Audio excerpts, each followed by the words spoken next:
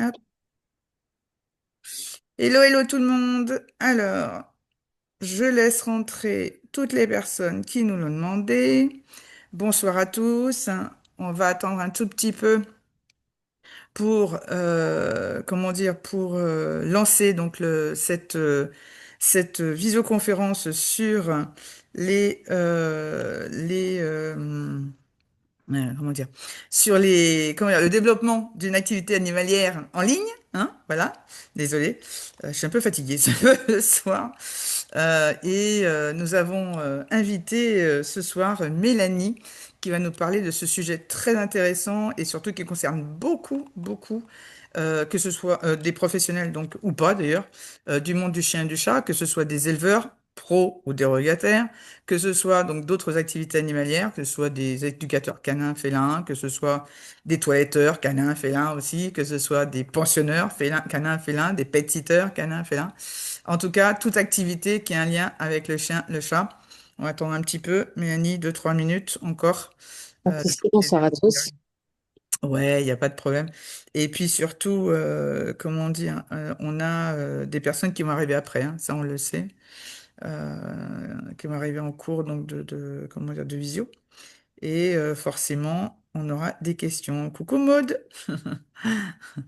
Alors, il y Bonsoir. a aussi Alice, que je connais, qui vient souvent à mes lives. Voilà. Donc, ça, c'est super. Donc, on va attendre un tout petit peu. Bon, et toi, Mélanie, comment te sens-tu? Oh, ça va, Avant de tranquillement. faire quoi que ce soit, comment te sens-tu? Pas trop chaud? Moi, je dégouline. Et non, il fait très très chaud. C'est une J'avoue, horreur. il fait très chaud. Oh Ce là matin, là, ça allait, mais alors ce soir et cet après-midi, c'est affreux. Moi, je suis à côté de Paris. Et là, tout à l'heure, il y avait sur le téléphone, il y a moins d'une heure, hein, il y avait 38 degrés. Voilà. Donc, c'est affolant, c'est épouvantable. Je ne sais pas comment vous arrivez à supporter. Et Sophie, une autre Mélanie aussi. Estelle, Maude, Alice, Virginie, qui vient aussi, qui est venue aussi plusieurs fois, je crois. Alors, Virginie au sud, on est habitué. Bon, d'accord, ok. D'accord. T'es dans je suis à quel ma coin, réunion là. Virginie? De Dans quoi? quel côté du sud? Pour? Ça va très Ouais, bien. 64. Voilà. Sophie, s'il y a du bruit derrière, ce serait bien de couper le micro. Ce serait mieux. Non. Coucou, coucou à tout le monde. À 24 seulement? 24 seulement chez toi. Chatterie des Moricots, je ne sais pas qui c'est. S'il y a un prénom, ce serait super. C'est quand même mieux. Sophie, voilà, coucou. Ok, ok. Bonsoir Estelle. Ok, très bien. Tu te calmes. Donc écoutez, on va laisser tout le monde, enfin tout le monde, en tout cas ceux qui sont là arriver tranquillement, on va essayer de se reposer un peu. On va essayer comment est-ce qu'on dit, ah mince, de ne pas cuire complètement. Alors c'est marrant parce que je vois des personnes qui mettent des photos d'elles, voilà, ayant bronzé. Je leur fais, bah oui, t'as bronzé façon autocuiseur, hein, parce que c'est un peu ça. Et voilà, donc on va essayer de tenir le coup, parce que pétard, c'est pas simple. Eh bien voilà, allez, il est 20h04. Bonjour à tous, bonsoir à tous. Je vous rappelle que cette visio est enregistrée, donc elle sera en replay, donc après la visio. Donc si par hasard vous n'avez pas pu tout voir depuis le départ, ou au contraire si vous devez partir un peu plus tôt, eh ben ne vous inquiétez pas, vous la retrouvez sur YouTube, hein, donc pas forcément ce soir s'il est vraiment tard, mais éventuellement demain matin. Voilà, et je mettrai le replay sur les groupes où je suis. Voilà, donc vous inquiétez pas. Vous les aurez. Mais évidemment, comme tous les lives, le plus intéressant, c'est d'y assister et de pouvoir participer. Voilà, sinon ça n'a aucun intérêt. On est d'accord. Voilà. Eh bien, écoute, Mélanie, nous allons parler aujourd'hui, donc je l'ai dit tout à l'heure, du développement d'une activité animalière en ligne. Alors, ça concerne aussi bien le fait comment dire, d'avoir une activité en ligne en tant que telle, c'est-à-dire de ne pas l'avoir en présentiel, hein, on verra ensuite après, mais aussi de développer sa communication pour que cette activité, même si elle est en présentiel, puisse se développer en ligne. Voilà. Donc, on va voir un petit peu tous ces aspects ce soir. Je vais poser quelques questions à Mélanie. Il est évident que vous pourrez participer, vous pourrez poser des questions, vous pourrez apporter vos témoignages éventuellement. Donc surtout, n'hésitez pas. On a le chat hein, ou la discussion, suivant comment c'est fait dans votre ordinateur ou téléphone, hein, comment c'est nommé. Vous avez normalement un petit point rouge si vous n'êtes pas allé dans le chat encore. Vous avez un petit point rouge qui a dû s'allumer.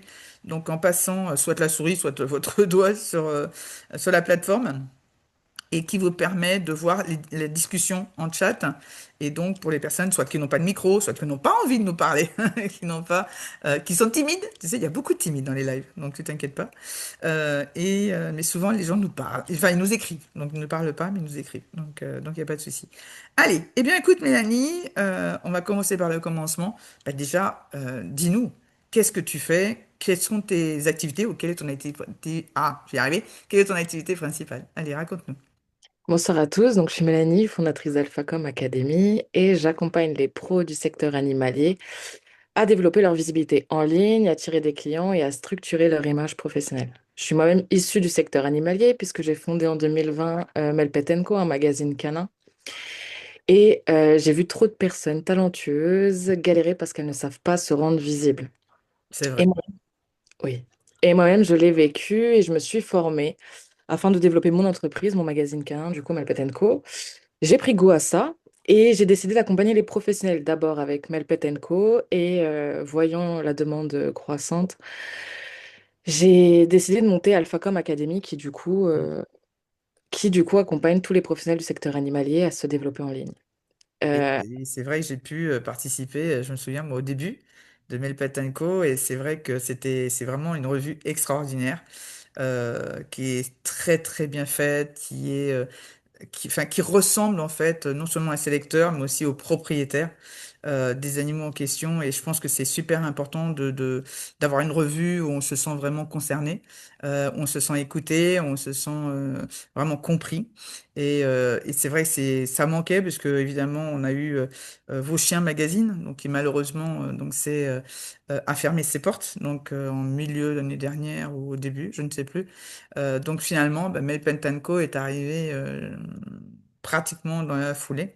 Alors non pas qu'il existe depuis que 2024, mais surtout est arrivé à point nommé pour prendre le relais. Et c'est vrai que c'est une superbe revue. Donc pour ceux qui souhaitent s'abonner ou acheter des numéros, je pense que Mélanie, tu pourras comment dire renseigner les personnes qui en ont envie.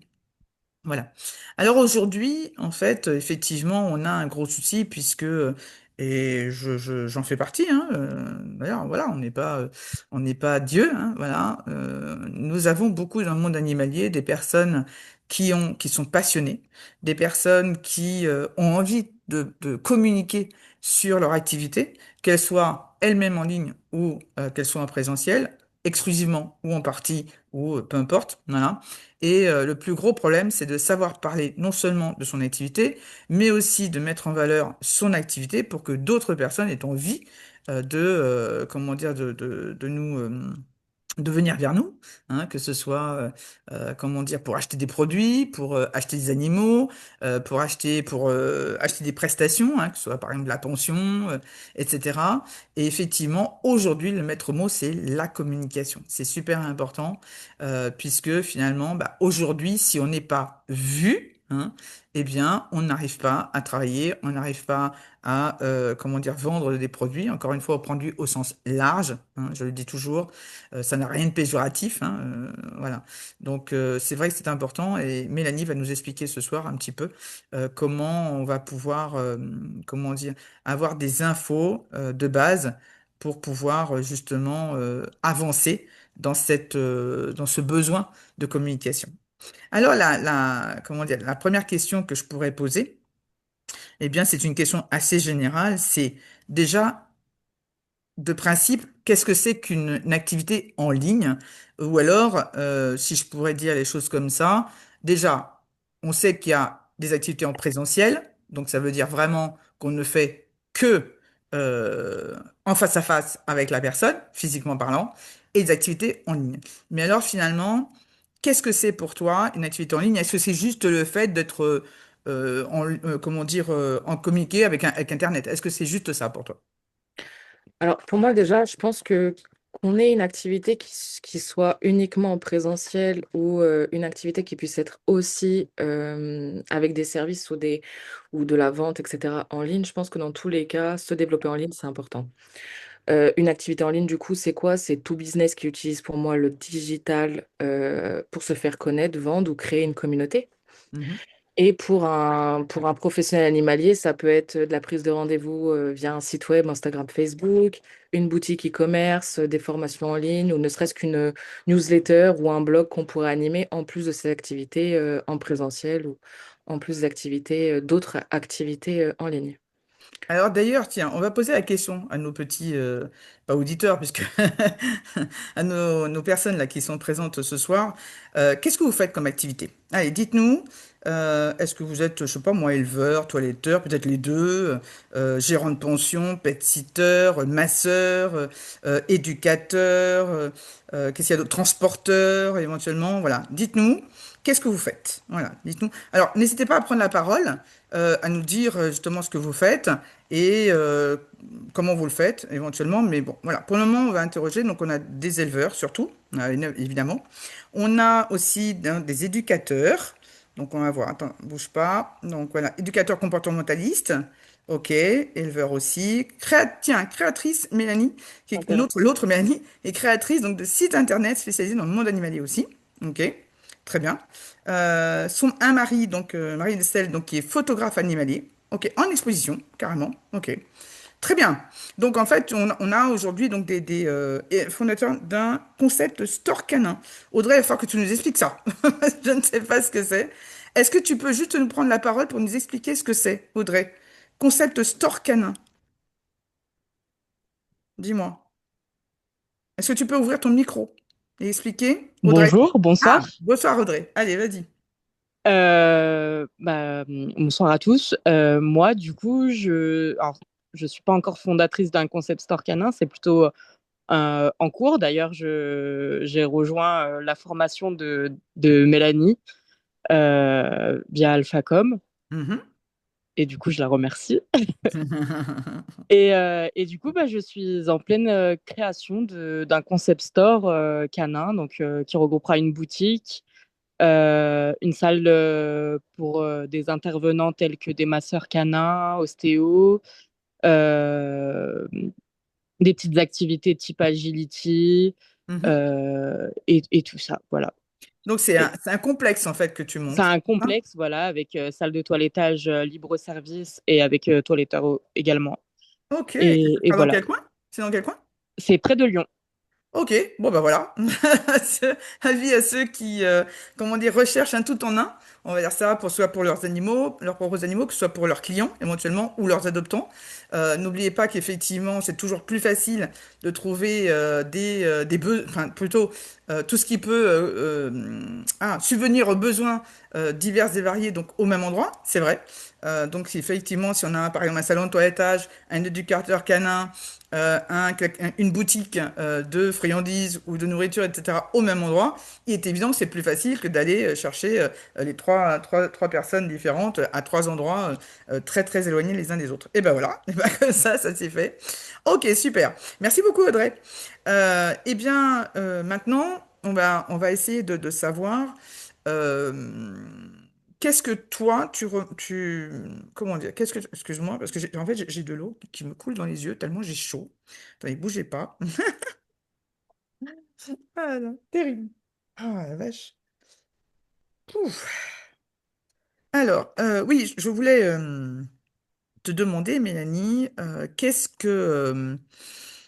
sont les supports possibles qui font qu'on peut, enfin, plutôt qu'on peut utiliser dans le cadre de la communication en ligne? Qu'est-ce qu'on peut utiliser comme support?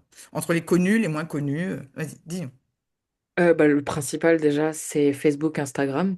Ça Mhm, reste les réseaux sociaux qui sont le plus connus et sur lesquels il est aujourd'hui le plus facile de se créer une page, d'avoir un moyen de contact, de toucher directement notre cible. mhm, Après, il y a le site internet. mhm, Effectivement, aujourd'hui, c'est aussi très accessible de créer un site internet via des plateformes no code. mhm.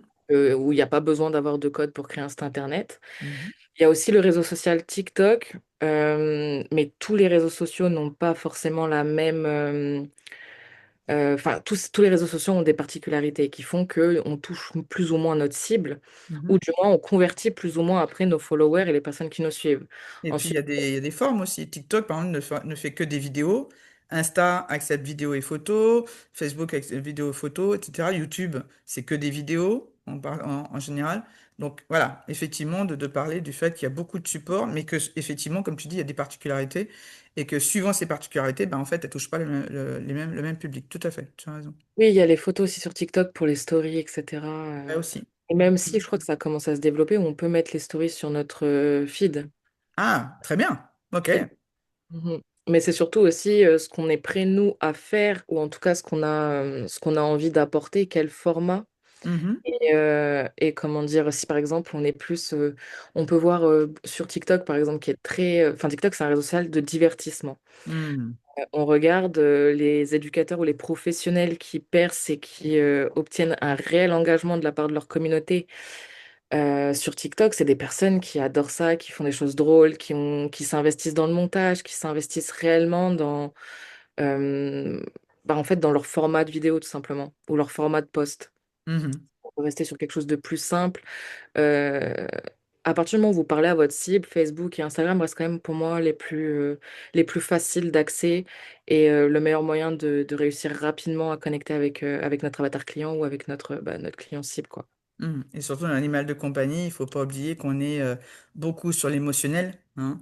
Et donc, effectivement, le meilleur moyen de faire passer ces émotions, c'est beaucoup les photos, beaucoup les vidéos. D'ailleurs, on va interroger d'ailleurs bah, tout notre petit monde là. Alors, justement, qu'est-ce que vous utilisez, vous? Hein, dites-nous, que ce soit en principal ou que ce soit à côté, hein, dites-nous, qu'est-ce que vous utilisez? Est-ce que c'est plutôt Facebook, TikTok, Insta, même peut-être Pinterest pour ceux qui connaissent, YouTube, qu'est-ce qu'il y a, LinkedIn? Qu'est-ce qu'on a d'autre? Bon, après, moi, je suis assez limitée dans les trucs. Je pensais à comment dire, il y avait eu un réseau social spécialement pour les animaux de compagnie. Je l'avais Mhm, testé.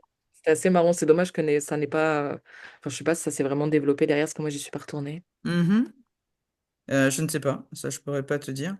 Euh, alors, attends, parce que j'accepte aussi des gens en même temps. Donc, je regarde tous ceux qui attendent. Voilà, donc alors, on a beaucoup. Donc, Facebook principalement, ok. On a Facebook, Insta, TikTok, Thread. Alors, c'est quoi ça? Qui c'est qui nous parle de ça? C'est Alice, euh, tu c'est un connais? dérivé de Twitter, ouais, mais en lien avec Insta. D'accord, ok. Donc ensuite, site internet, ok. Alors Estelle, donc Facebook et Insta. Virginie, TikTok surtout. Ah ouais, ok. Un peu Facebook. C'est marrant parce qu'on a normalement beaucoup de communautés donc sur Facebook. Enfin, beaucoup de communautés, beaucoup de gens qui sont sur Facebook et en général, les autres sont, comment dire, sont en supplément. Là, sur Virginie, c'est plutôt TikTok et le reste éventuellement. Ok. Bonjour Mylène, ça fait plaisir de te revoir. Solène, donc qui fait TikTok, ok, mais surtout, ah oui, peut-être éventuellement Facebook, d'accord. Mélanie qui dit, pardon, ça a planté. C'est quoi la question? D'accord. Je disais, qu'est-ce que vous utilisez en principal, enfin même pas en principal ou même en secondaire, comme réseaux sociaux ou comme réseau tout court, comme support de communication. Allez, on va dire ça comme ça. Donc n'oubliez pas qu'il n'y a pas que les réseaux sociaux. Donc dites-nous qu'est-ce que vous utilisez. Donc, ensuite, on a Insta, TikTok, Facebook, Telegram aussi. Il est vraiment pas beau. Oh là, oh là, oh là. Choupi, si vous n'intervenez pas, si tu n'interviens pas plutôt Voilà, merci pour le micro. Alors, tac, tac, tac. Donc, Telegram. Mélanie, qu'est-ce que tu penses de Telegram? Est-ce que c'est quelque chose qui est courant dans le monde du chien du chat? Est-ce que c'est quelque chose que tu vois assez? J'avoue que je l'ai beaucoup vu, moi, avec des formateurs ou sur des personnes très, très populaires, très populaires, avec une grosse communauté. D'accord. Je l'ai pas plus que ça développé. C'est un peu la forme de WhatsApp, mais avec un canal. Enfin, il y a on crée un canal Telegram et du Mhm. coup, il y a énormément de personnes qui reçoivent un peu comme des messages privés de la part des D'accord. personnes qui les créent. Bon, après, soit ils acceptent les interactions ou non.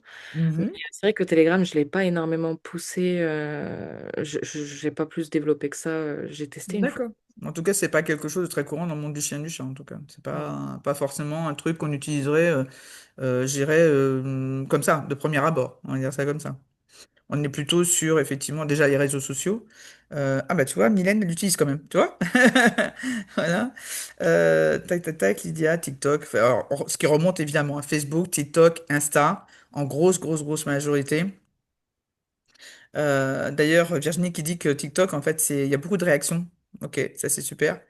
Ok, le site internet qui revient quand même de temps en temps, hein, quand même. Donc ensuite, Sophie qui dit, après, je pense que ça dépend de la catégorie de d'amis, non? Selon les réseaux. Bah, Ah, qu'est-ce que c'est qui me cache? j'avais pas selon les réseaux. Ah, ouais, ok, d'accord. Perso, Je suis perdue. ok, d'accord. Alors, ensuite, j'ai rien dit que tu postes un truc. Ouais, ça, c'est par rapport à TikTok. Ouais, c'est vrai qu'il y a beaucoup d'interactions au niveau de TikTok. Et encore une fois, parce qu'on est dans le monde de l'animal de compagnie, hein. On est d'accord là-dessus. Alors, finalement, Alice parle finalement de supports qui sont beaucoup moins utilisés aujourd'hui et je le conçois puisqu'il faut faire attention à nos arbres, évidemment.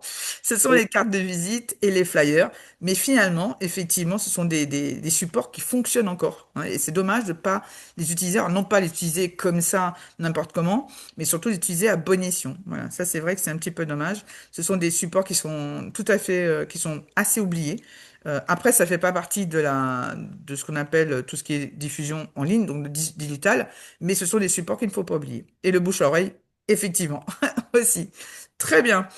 Pour toi, tiens, Mélanie, qu'est-ce que tu préfères, toi? Toi, en tant que limite, on va dire, utilisatrice, qu'est-ce que tu utilises? Qu'est-ce que c'est pour toi le mieux? Moi, je pense que le combo gagnant pour, enfin, personnellement, hein, pour une entreprise et pour le développer assez rapidement avec une bonne stratégie, je pense que c'est TikTok et Instagram. D'accord, C'est ok. vraiment ce que j'ai ciblé d'ailleurs avec Melpetenko. J'ai eu beaucoup plus de mal avec Facebook d'ailleurs qu'avec Instagram. Mhm, Mais Instagram, moi, ça m'a vraiment fait, je pense, la première année, après un an, du coup, on va dire, après un an et demi, le mhm, magazine a décollé, hein. mhm. Instagram, ça a D'accord. vraiment été top. Et j'avoue que même aujourd'hui, une bonne strat Facebook, Instagram, surtout que maintenant, Instagram, par exemple, on nous propose, avant Instagram, fallait s'abonner, fallait être Mhm, partagé. mhm, Après, un mhm. système de bouche à oreille aussi. Ouais. Mais aujourd'hui, maintenant, enfin, Instagram, on peut voir des posts en fait dans notre fil de Mhm. personnes auxquelles on n'est pas abonné, mais avec qui proposent du contenu avec lequel on a déjà interagi. D'accord. Du coup, c'est un peu une forme de TikTok, mais l'algorithme est évidemment différent. Mais je pense que cette nouvelle fonctionnalité, plus les nouvelles fonctionnalités qui arrivent, Mhm, comme le fait que par exemple nos posts Instagram vont être référencés en SEO, c'est-à-dire que les mots-clés qu'on va utiliser dans les descriptions de nos posts vont nous permettre de remonter sur les, enfin, vont être remontés sur les moteurs de recherche par rapport aux recherches de notre cible. mhm. Je trouve ça très très intéressant. Pour moi, je pense que je reste partie prenante pour Facebook et Instagram. Nickel. On va parler du SEO enfin, juste après. J'ai quelqu'un qui pose une question et qui demande en fait si on est obligé, attends, je regarde, qui demande si on est obligé de se montrer en fait pour TikTok, j'ai l'impression. Donc c'est quelqu'un qui posait la question par rapport à FaceTime, c'est ça? Un comment est-ce qu'on dit? Le fait de se montrer en caméra, facecam, voilà, facecam. Est-ce qu'on est obligé au niveau de TikTok de se montrer à la caméra ou est-ce qu'on peut utiliser la cam en fait pour filmer autre chose, pour je ne sais pas. En fait, je pense que ça dépend surtout de nos objectifs et de ce qu'on attend des réseaux sociaux. Hmm. Aujourd'hui, on est des petites marques, Mhm, peu importe ce qu'on fait comme activité, on est des petites marques et le seul moyen qu'on a, mis à part les cartes de visite, les flyers, pour attirer mhm, nos clients, c'est les réseaux sociaux. Et malheureusement, on n'a pas le budget des grandes marques. mhm, Ce qu'on appelle par exemple, enfin, quand on crée son entreprise, on va mettre en place un branding et on a le mhm. branding de marque et le personal branding. Le Alors c'est branding quoi ça? Explique. Qu'est-ce que c'est? Le branding, déjà, ça va être tout ce qui va nous permettre visuellement d'être reconnus. La charte graphique, le logo, nos couleurs, notre manière de s'exprimer, etc. Alors, les grandes entreprises qui ont un budget en pub vont se concentrer sur un branding de marque, c'est-à-dire qu'ils vont créer une marque, donner le ton à la marque, les couleurs de la marque, mais ça restera qu'une marque. Comme Hmm, on a les grandes entreprises, ben, par exemple, Amazon, on ne pense pas tout de suite à Jeff Bezos qui est derrière, quoi. C'est c'est ça. Amazon, c'est une marque. Mais nous, les petits, du coup, les petits professionnels, on a besoin d'aller plus loin pour convertir et pour engager notre communauté. Et là, on appelle ça le personal branding. C'est-à-dire que c'est ce qu'on apporte nous avec notre personnalité unique, notre personne qui est unique, nos valeurs, nos principes. C'est ce qui va donner en fait l'envie aux gens de s'engager auprès de notre marque. Mhm. Alors, du coup, le facecam. Le facecam, je pense qu'il n'est pas nécessaire tout le temps. Mais je pense qu'il est nécessaire un minimum.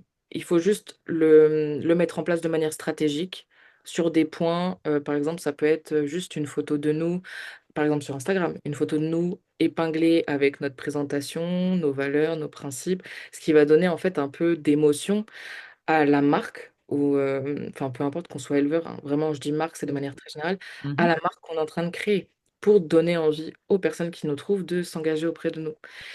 Après, ça peut être aussi juste, par exemple, pas forcément du facecam où on parle devant l'écran, mais se filmer en train de...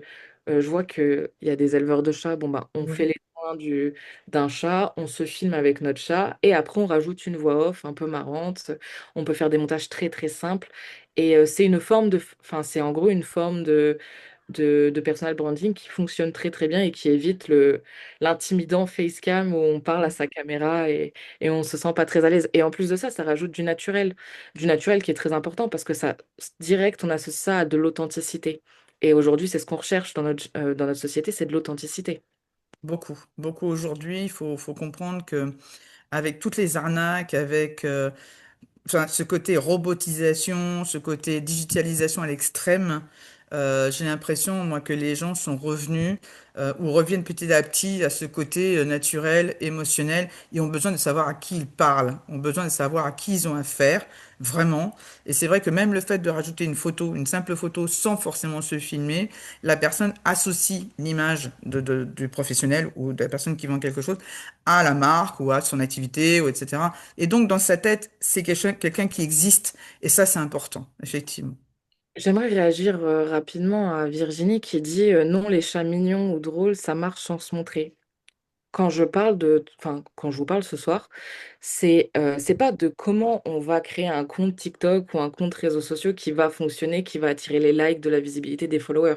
Non, Mm. vraiment, développer une activité en ligne, c'est comment attirer, donc évidemment, des abonnés, avoir de l'engagement autour de ces posts, etc., mais surtout les convertir après. Mm. Vous savez qu'il y a aussi Oui, beaucoup de personnes qui vont venir. excuse-moi Mélanie, oui, Voilà. c'est, je disais pas Virginie. non, j'écoute attentivement Ah oui, non, non, mais c'était ce juste que tu dis. vraiment C'était pas bref. non à toi, hein, c'était non au-dessus à quelqu'un qui disait que TikTok, ça marchait, plus on se montrait, plus ça marchait.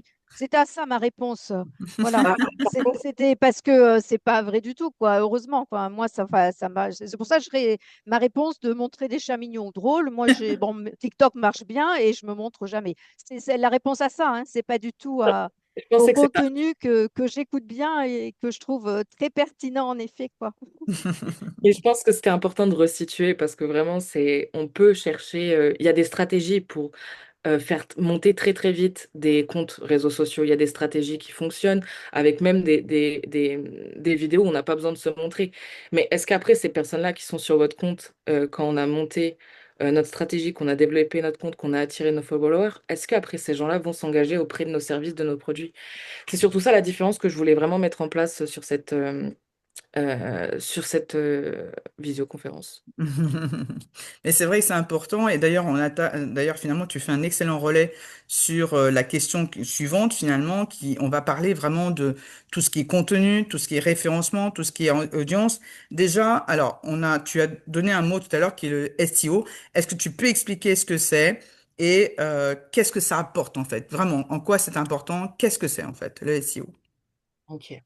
Alors le SEO, ça concerne surtout les sites internet, hein. Les sites internet, les blogs, ça va être la construction de vos textes qui vont cibler des mots-clés principaux, des mots-clés secondaires, des mots-clés plus courts, des mots-clés longs, sur lesquels il aura fallu faire une recherche au préalable. Mhm. Et en fait, on va venir construire les pages de notre site web avec nos textes pour faire ressortir notre site web sur des mots-clés qu'on a ciblés.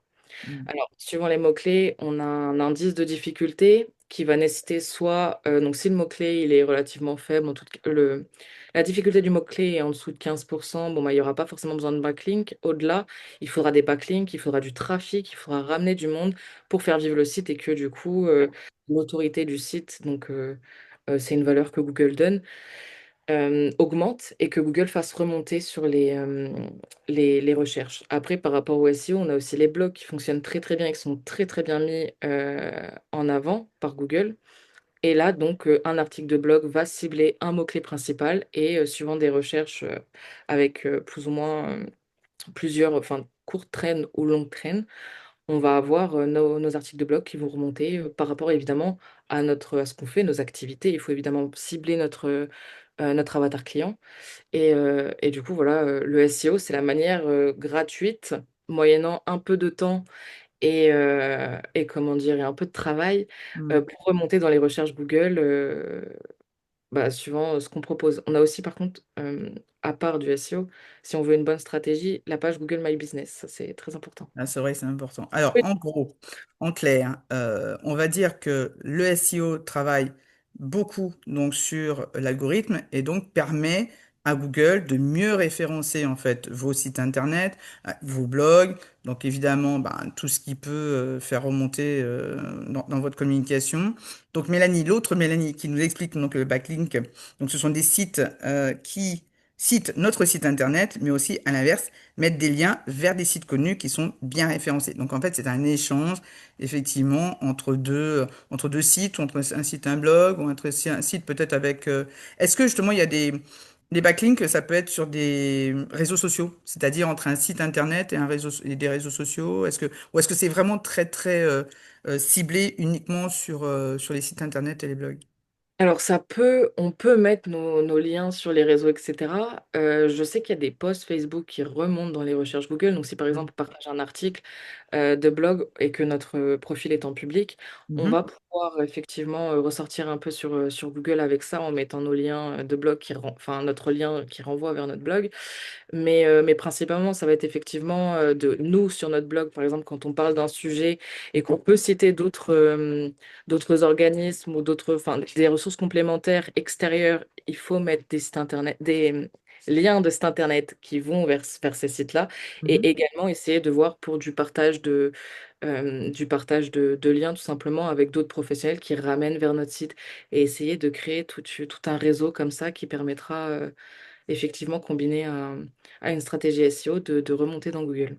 Alors tiens, justement, c'est marrant parce que, évidemment, moi je suis pas toute jeune, et donc j'ai connu les sites internet au tout début, quand il n'y avait pas les réseaux sociaux, et effectivement, on faisait nos premiers sites internet, hein, et c'est vrai que la meilleure façon pour nous de développer notre visibilité, bah, c'était cet échange justement de liens des autres, c'est-à-dire qu'on avait une page qui s'appelait lien partenaire ou lien ami, hein, je me souviens, et effectivement, on mettait les liens des autres éleveurs ou de pros, voilà, qu'on connaissait, etc. Et l'autre, de l'autre côté, évidemment, faisait la même chose, et ce qui permettait d'avoir une visibilité de chaque côté, voilà, même en étant à l'autre bout de la France, du monde, peu importe. Et donc, c'est vrai que je trouve, bah, tu vois, ça s'est un peu perdu. Ça aussi, je trouve que c'est un peu dommage, parce que ça coûte rien. C'est juste une page à faire en plus sur un site internet. Ça permet, je pense, d'avoir de la visibilité qu'on a perdue, en fait. Il y a beaucoup, enfin, je pense qu'on est après, c'est que mon avis, hein. On est beaucoup trop focalisé sur les réseaux sociaux et on oublie, en fait, ce côté algorithme, ce côté SEO qui se développe pas seulement, justement, par les réseaux sociaux. Et ça, je pense qu'il faut le mettre en avant. Alors, Virginie qui dit, oui, pareil, je regrette qu'on ne puisse plus faire ça. C'était simple. Mais on peut toujours le faire, Virginie. Hein, je pense, Mélanie, quand tu crées un site internet, je pense que tu peux créer une page de lien ami comme on faisait avant. Moi, j'avoue que je suis pas très fan des pages uniquement remplies de liens. Ah ben Euh, pas rempli, pas trop, mais des gens, des gens qu'on connaît vraiment, ça peut être trois quatre simplement, tu vois, t'es pas obligé d'en mettre 50, c'est ça en fait. je préfère plutôt passer par le blog pour ce genre d'échange Ok, de partenaires. d'accord. À la rigueur, afficher sur une page d'accueil trois quatre partenaires avec des liens qui renvoient sur des Mhm. partenariats solides, effectivement, Mhm. pourquoi pas. Mais c'est vrai que Google, il a besoin, il y a des grandes règles, je pourrais pas tout vous Ouais, expliquer. Oui, Ouais. mais Google est très strict, c'est un robot qui vient analyser votre site. Mhm. Et pour un petit point de non-conformité, on peut très vite descendre dans Google sans qu'on comprenne vraiment pourquoi. Donc je pense que Mhm. moi, pour moi, aujourd'hui, la meilleure façon de faire les partenariats et ces échanges de liens, les backlinks, etc., c'est les blogs. Ok. Et c'est vrai, alors après, comme tu dis, les règles ont changé. Moi, je te parle de ça, 99. C'est pas déjà, il y en a qui étaient même pas nés à cette époque-là. Voilà. Donc 99, 2000. Donc c'est vrai que c'était le moyen. Encore une fois, on était à cette époque-là, les réseaux sociaux n'existaient pas. Google, je suis même pas sûr qu'il était là. Mais en tout état de cause, c'est vrai que tout a changé, hein. On est quand même 20 ans plus tard, facilement 20, 25 ans plus tard. Donc il est évident que la technologie a avancé et que ce qu'on utilisait à l'époque et qui nous paraissait extraordinaire n'est pas forcément le mieux aujourd'hui. Et tu as raison de le souligner, qu'effectivement le mieux peut-être c'est de passer par des blogs. Et donc il y a quelqu'un qui pose une question par rapport à ça et qui dit, bah voilà, tiens, Virginie qui pose la question, il faut écrire dans le blog ou écrire des blogs tous les combien? C'est quoi le rythme en fait?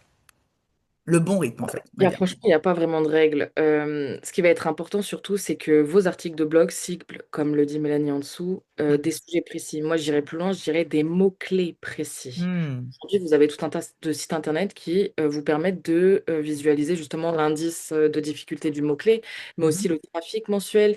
Et vous allez pouvoir en fait fouiller à force de taper des mots-clés qui concernent votre activité, trouver des petits mots-clés sur lesquels vous pouvez rapidement sortir. Mhm. Vous avez, je sais pas moi, 15 blogs avec des mots-clés qui ont, je sais pas, 50 à 100 trafic, 50 à 100 de trafic par mois.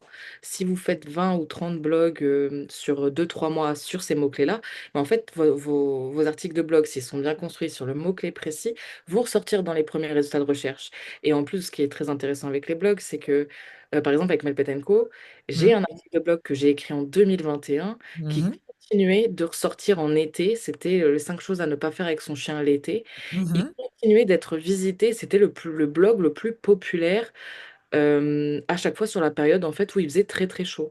Et ça D'accord. motivait énormément de monde. Et c'est ça qui est très intéressant avec le blog. Donc après, vous pouvez faire une grosse stratégie sur 2 3 mois où vous faites vraiment beaucoup de blogs. Vous essayez de vraiment créer du contenu, etc. Mais une fois lancé, le blog, il continuera de vous attirer du monde. Vous Hmm. pouvez mettre après simplement 3 à 4 blogs par semaine. Mais plus vous en faites, plus vous attirez du monde, à C'est condition ça. effectivement que les blogs soient bien construits sur les mots-clés que vous avez choisis, bien ciblés. Ok, très bien. Il y a Mélanie, donc numéro 2, qui se parle en fait finalement des vidéos YouTube.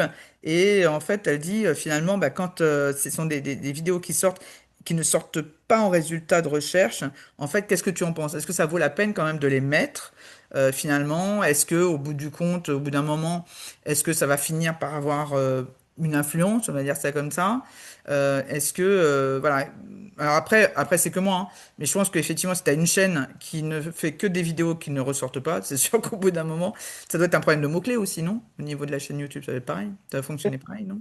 Elzé, on n'en a pas parlé, mais faire des vidéos YouTube qui sortent quand même pas mal en résultat de recherche, t'en penses quoi? Dans le sens où les vidéos YouTube ressortent pas Ah, mal pas sur... mal, j'ai compris. Pas, qui ne sortent pas en résultat de recherche. Pardon. Effectivement. Bah oui, mais j'ai mon bitonio là qui cache à chaque fois le mot. Ah, c'est pénible ce truc. Excuse-moi, Mélanie, numéro 2. Voilà, j'avais mal lu ta question. Donc, ils ressortent pas mal. Voilà. Alors, vas-y. Moi, je suis pour les vidéos YouTube carrément parce qu'effectivement, ça ressort bien en moteur de recherche. Hmm. Après, je suis très attachée au branding, je suis très attachée à... Je regarde des vidéos YouTube, j'aime bien. Ouais. Quand le format est structuré, qu'on a vraiment de l'investissement derrière le montage.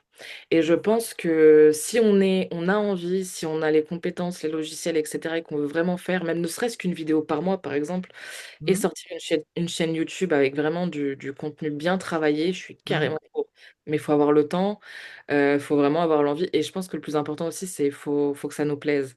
Ouais, Après, c'est en ça. termes de... Moi, je travaille pas mal avec le ratio temps et, euh, et résultat.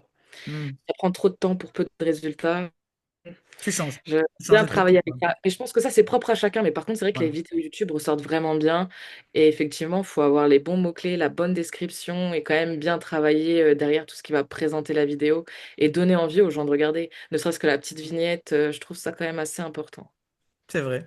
Alors, Virginie qui dit, bah voilà, il y a 15 ans, donc le rythme et la fréquence de publication, donc c'est un peu ce que je disais tout à l'heure, le rythme et la fréquence de publication étaient pris en compte par Google. Est-ce que ça compte toujours, en fait, aujourd'hui pour le référencement? La fréquence et le rythme, ce qui veut dire un peu la même chose, de publier des choses, en fait, très souvent, est-ce que ça compte toujours pour Google ou vraiment on est plutôt sur un, comme tu disais tout à l'heure, plutôt sur les mots-clés, sur les backlinks, etc. Est-ce que ça a vraiment changé par rapport à ça? En fait, c'est surtout le trafic que ça rapporte. Est-ce que le site Hmm. est vivant ou pas? C'est ça qui va compter. Donc Hmm. évidemment, plus il y a de blogs, plus il y a de mots-clés ciblés, plus il y aura de trafic parce que vous ressortirez sur des petits mots-clés et que les gens viendront cliquer. Et Hmm. plus il y aura de gens sur votre site et plus vous allez remonter dans Google. Le rythme. D'accord. C'est plutôt lié dans ce sens-là. Mhm. Alors après, Mylène qui nous parle, donc grâce à Google Maps, elle a pas mal de visites donc, sur son site internet. Est-ce que tu aimes, toi, Google Maps alors, pour le côté local, j'imagine? Est-ce que c'est quelque chose qui, pour des gens bah, qui élèvent, alors soit des éleveurs, soit des personnes qui ont des activités locales, genre éducateurs, toiletteurs, pensions? Je pense que même si on n'a pas une activité locale, moi, Melpetenco n'est pas du tout. Ouais. Il n'est pas en service. Enfin, c'est pas physique, quoi. Ils viennent pas chercher le magazine chez moi, même si j'aimerais Hmm. bien un numéro pour afficher mes magazines. Ok. Non, je pense qu'il faut Google My Business, pour moi, c'est Là, c'est un Google Maps, donc c'est plutôt le c'est- côté géo, non? C'est pas la géolocalisation, c'est pas ça? en fait, c'est ça. Et même si moi, par exemple, je n'ai pas d'endroit physique, Mhm. j'ai un ancien ami de lycée qui m'a retrouvé parce qu'il est passé à côté de chez moi. Parce qu'il y D'accord, avait Melpet Co qui était affiché. Donc après, d'accord. enfin, ça dépend comment vous la construisez, si vous mettez une adresse ou pas. Même s'il n'y a pas de présentiel en fait chez vous, vous pouvez Mhm. mettre l'adresse, mais effectivement, Google Maps, on peut vous trouver. Et les éleveurs, moi, pour moi, c'est enfin, tout ce qui est vous élevez du chien, du chat, C'est tous ceux important. qui passent à côté de chez vous et qui, je sais pas moi, sont en train de réfléchir à, bah, évidemment, qui vous appelleront et qui iront voir votre site web Mhm. si vous êtes à Mhm. côté. C'est À évident. proximité, Et donc, oui. Google My Business, donc c'est quoi, du coup? C'est la page Google qui nous permet en fait de remonter sur Google Maps et par exemple, je sais pas, vous cherchez une boulangerie, vous tapez boulangerie machin, vous avez Google Maps qui s'ouvre avec Mhm. toutes les boulangeries du coin, les C'est avis Google. vrai, ouais, c'est vrai. On n'a pas fait gaffe. Cette Donc, page-là, et c'est vrai que localement, c'est très très intéressant parce que ça veut dire que toutes les personnes qui vont taper quelque chose, des mots-clés en fait en lien avec votre activité et qui Mhm. sont relativement proches de vous, vous allez ressortir. Vous Ok. allez ressortir. Donc c'est un moyen effectivement d'attirer du monde sur votre site web, sur vos réseaux, bah, assez facilement au final, parce qu'en plus c'est gratuit Google My Business. Ouais, Et ouais, ça, c'est ce que j'avais demandé, c'est est-ce que c'était payant, ouais, effectivement. Donc, non. A priori, c'est pas payant. Alors, tac, tac, tac. Je lis hein, les questions et les trucs, éventuellement. C'est des choses intéressantes. Est-ce que ça vaut le coup, tiens, de mettre de la pub Google Ads ou voilà, quel que soit le sujet, à la limite. moi je pense que la pub, ça vaut le coup. Alors, si on n'a pas de stratégie en arrière sur tout ce Mhm. qui est notre communication, sur nos réseaux, sur notre site internet, ça sert à rien. On peut faire de la Bon. pub. La pub, en fait, c'est censé vous propulser encore Eh oui. plus. Mhm. Et de base, si vous n'avez pas de bonne fondation, ça sert à rien de Ouais. construire. Non, mais tu as raison. Ok. Donc, en fait, ça vient après. Une fois qu'on a fait une bonne stratégie, une fois qu'on a trouvé les bons mots-clés, une fois qu'on a trouvé le bon avatar, etc., Je dirais vraiment, ça vient après. c'est aussi une fois qu'on a un bon branding, qu'on sait comment Mhm. parler à notre cible, parce que Mhm. vous pouvez, on peut faire de la pub sur un post qui ne parle pas à sa cible, mais Mhm. qui est attiré, parce que vous allez dépenser de l'argent, mais pas convertir derrière. Eh oui. Alors que si vous savez déjà quoi leur dire, comment leur parler, quoi leur montrer, Mhm. ce que vous voulez leur expliquer, partager, etc. avec eux, une fois que vous avez déterminé ça avec votre branding, Mhm. ça va être votre niche, votre proposition de valeur, Mhm. vos couleurs, votre logo, votre ton, la manière dont vous expliquez, la stratégie même de communication dans vos posts, la description de post, par exemple, tout ce qui va être la méthode AIDA. Donc, ça va être capter l'intérêt. euh,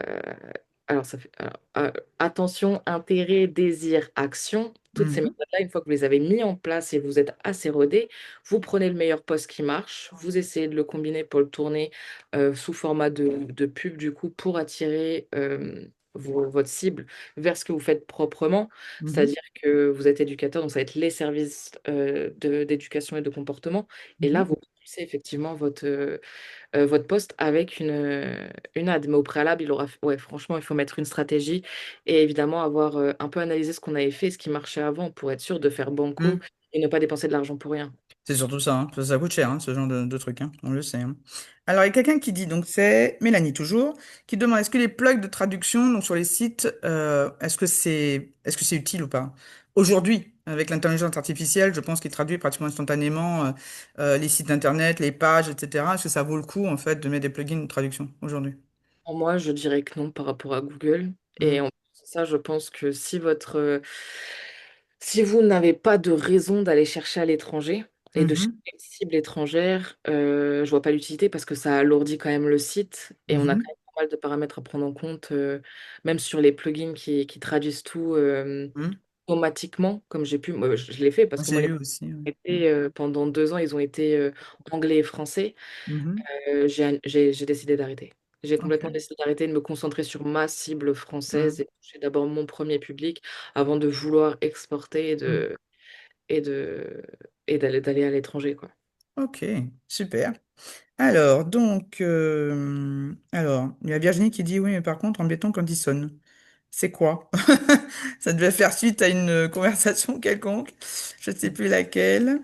Alors, en fait, oui, c'est des gens, oui, alors c'est peut-être par rapport au fait que quand les gens te trouvent en fait sur Google Maps et qu'ils débarquent chez toi, Voilà, voilà, quand avec comme Google, ça. voilà, quand tu es éleveur, mais il y a des gens enfin, ça arrive à tout le monde, ouais, il y a un exemple après, hein, qui viennent sonner en pensant qu'ils peuvent visiter ton. C'est ça. Non, mais c'est vrai, hein. C'est vrai qu'il y en a plusieurs hein, qui se sont fait, pas avoir, mais là, bah, tiens, dernièrement, une personne, une éleveuse que je connais, il y a quelqu'un qui, soi-disant, avait réservé un chiot. La personne est venue déposer un chèque de résa chez l'éleveur, que l'éleveur n'était pas là. Donc, bon, ok, ça c'est fait. Non, ok. Donc, alors, si on vend quand même à l'étranger, alors, moi, je sais que j'ai la traduction instantanée donc par Google.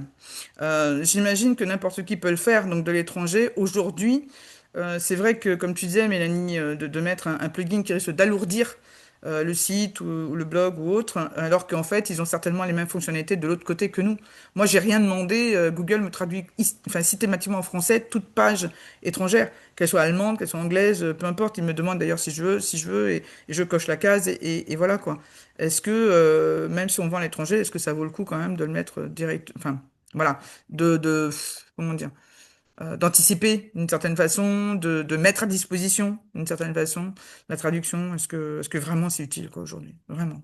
Moi, je pense que si on vend à l'étranger, qu'on est bien doué en bilingue, Mhm. qu'on est bilingue, je pense qu'il faut carrément monter un autre site. Un autre Ah site ouais. qui, Mhm. par exemple, on a .fr, .com, on monte Mhm. un site, on fait du coup toute une stratégie SEO autour des mots-clés utilisés dans la langue en question, Mhm. l'anglais, parce que du coup, c'est pas du tout, ça marche pas du tout de la même manière, hein. Mhm. Et on crée un site en fonction de ce qu'on aura nous trouvé en termes de mots-clés, etc. Et on fait toute une stratégie à part sur un second site.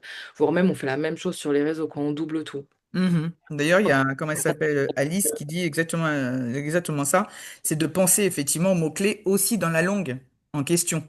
C'est-à-dire, c'est pas que les nôtres, nos mots-clés en français. Donc, penser au SEO aussi dans la langue de destination, en fait. Faut pas oublier, hein, puisque évidemment, il y a la traduction dans l'histoire, hein. Tac, tac, tac. En tant qu'éleveuse de chat, les autres éleveurs viennent chercher chez nous. Ok. D'accord. Point de l'éleveur, c'est bien d'avoir différentes langues. Alors, encore une fois, voilà, on n'est plus il y a 10 ans. C'est vrai qu'aujourd'hui, avec l'intelligence artificielle, on a pratiquement des traductions instantanées. Que ce soit des traductions vocales, d'ailleurs, hein. On a des petits boîtiers. Tu connais sûrement, Mélanie? Petits boîtiers, voilà, on parle à la personne dans notre langue à nous. Hop, de l'autre côté, la personne, elle est juste là en face, hein. On lui traduit directement en sa langue. Enfin, on n'a plus besoin. Moi, je me souviens dans le temps où j'avais acheté ma première chaîne en Angleterre, hein, bah, sous un bras, la carte téléphonique, hein, puisqu'à l'époque, évidemment, il n'y avait pas le téléphone, il n'y avait pas le portable, et il n'y avait pas le téléphone tout compris, hein, il n'y avait pas les forfaits. Et puis de l'autre, le dictionnaire, hein. Donc, il faut traduire. Voilà. Donc, on n'est plus au ce temps-là, hein, c'est fini, ça. Voilà. Donc, bon, avoir un site en plusieurs langues, bon, après, à voir, à voir. Et je pense que dans ce cas-là, faut le faire en fonction vraiment de son activité et comment dire, de ses besoins, vraiment. Alors, la Oui, traduction de Google, oui, pas forcément top, effectivement. Il y a quelqu'un qui me parlait l'autre jour de DeepL, D2EPL. c'est le meilleur site de traduction. Ok, Donc, et ben voilà. moi, c'est vraiment le meilleur. Et Ok. juste une chose, si pour ceux qui élèvent par exemple du chat et qui ont beaucoup de professionnels étrangers qui viennent chez eux chercher des animaux, Mhm, je pense que Facebook reste quand même le profil Facebook, donc pas la page, hein, vraiment le profil. mhm. Je trouve pour moi que c'est le meilleur moyen de lier avec des personnes à l'étranger. Et Pourquoi le profil plutôt que la page, finalement? parce que du coup, c'est beaucoup plus personnel. On a beaucoup d'éleveurs, enfin, en tout cas, moi, ça a été longtemps le cas où mon profil perso, c'était un peu un profil pro. Et en Mhm, l'occurrence, bah, toi, tu le sais, mais ma mère était éleveuse de chiens. Et en mhm, l'occurrence, je suis la Brasileiro, donc une race qui n'est pas mhm. très, très connue. C'est vrai. Et tous les contacts que j'ai avec bah, du coup des éleveurs étrangers, parce qu'en France, il y a deux éleveurs, donc obligatoirement, je suis obligée d'aller chercher à l'étranger. C'est ça. Tous les contacts que j'ai, c'était par mon profil Facebook. Et d'ailleurs, je dois tous les rajouter là parce que j'ai changé de profil. Mais je trouve que d'avoir, donc vous avez une page, c'est très bien, mais d'avoir aussi un profil. Bon, après, du coup, moi, ce que j'ai fait, c'est que j'ai fait pour toutes mes boîtes un profil Mhm, professionnel et à côté, j'ai mon profil perso avec ma famille, mhm, plus qu'une page. Parce que d'ailleurs, je trouve que les pages perdent beaucoup en visibilité. Il faut vraiment booster l'engagement pour les pages. mhm. Ok. Donc effectivement, je confirme, au niveau des pages, je trouve qu'il y a, comment dire, une baisse dans ne serait-ce que des likes, des choses comme ça. Il faut être tout le temps derrière, effectivement. N'oubliez pas que c'est pas le tout de construire une page, hein. C'est pas juste de dire, bah tiens, moi j'ai fait une page.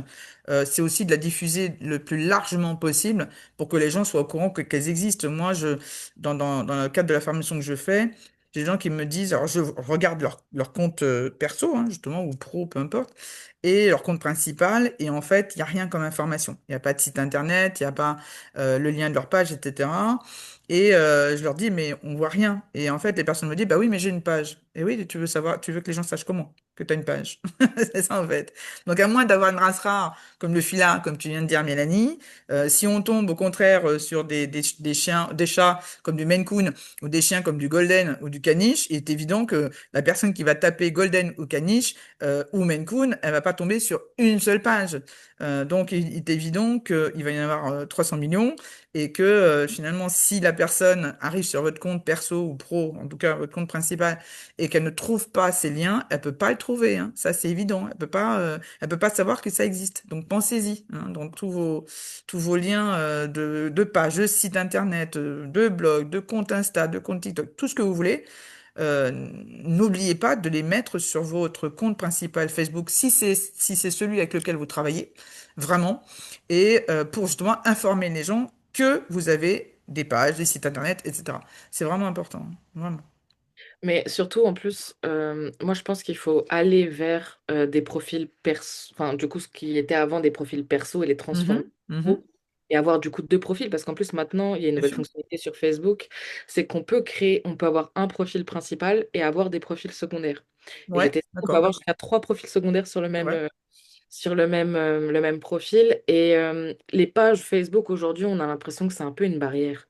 Il y a un peu une Ouais, je barrière sais en fait, pas. avec les followers, en fait, ceux qui nous suivent. Ouais.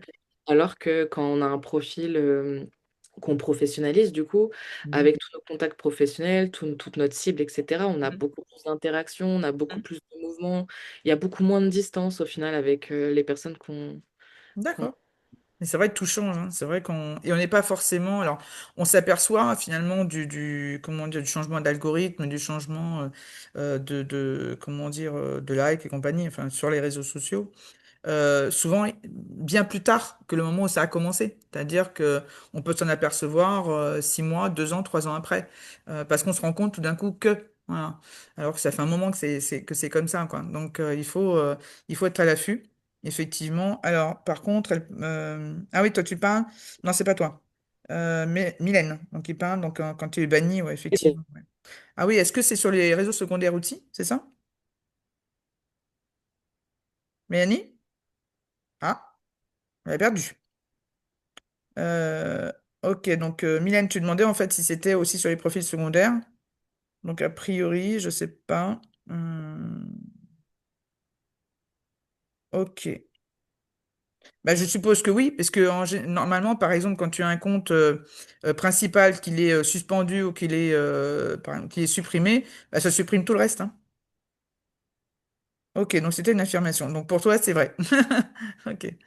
Mélanie, tu nous as perdu? Alors, on va profiter. Comment dire, à votre niveau, à vous, déjà, est-ce que vous avez des questions? Alors, c'est bien parce qu'on est super content, vous participez.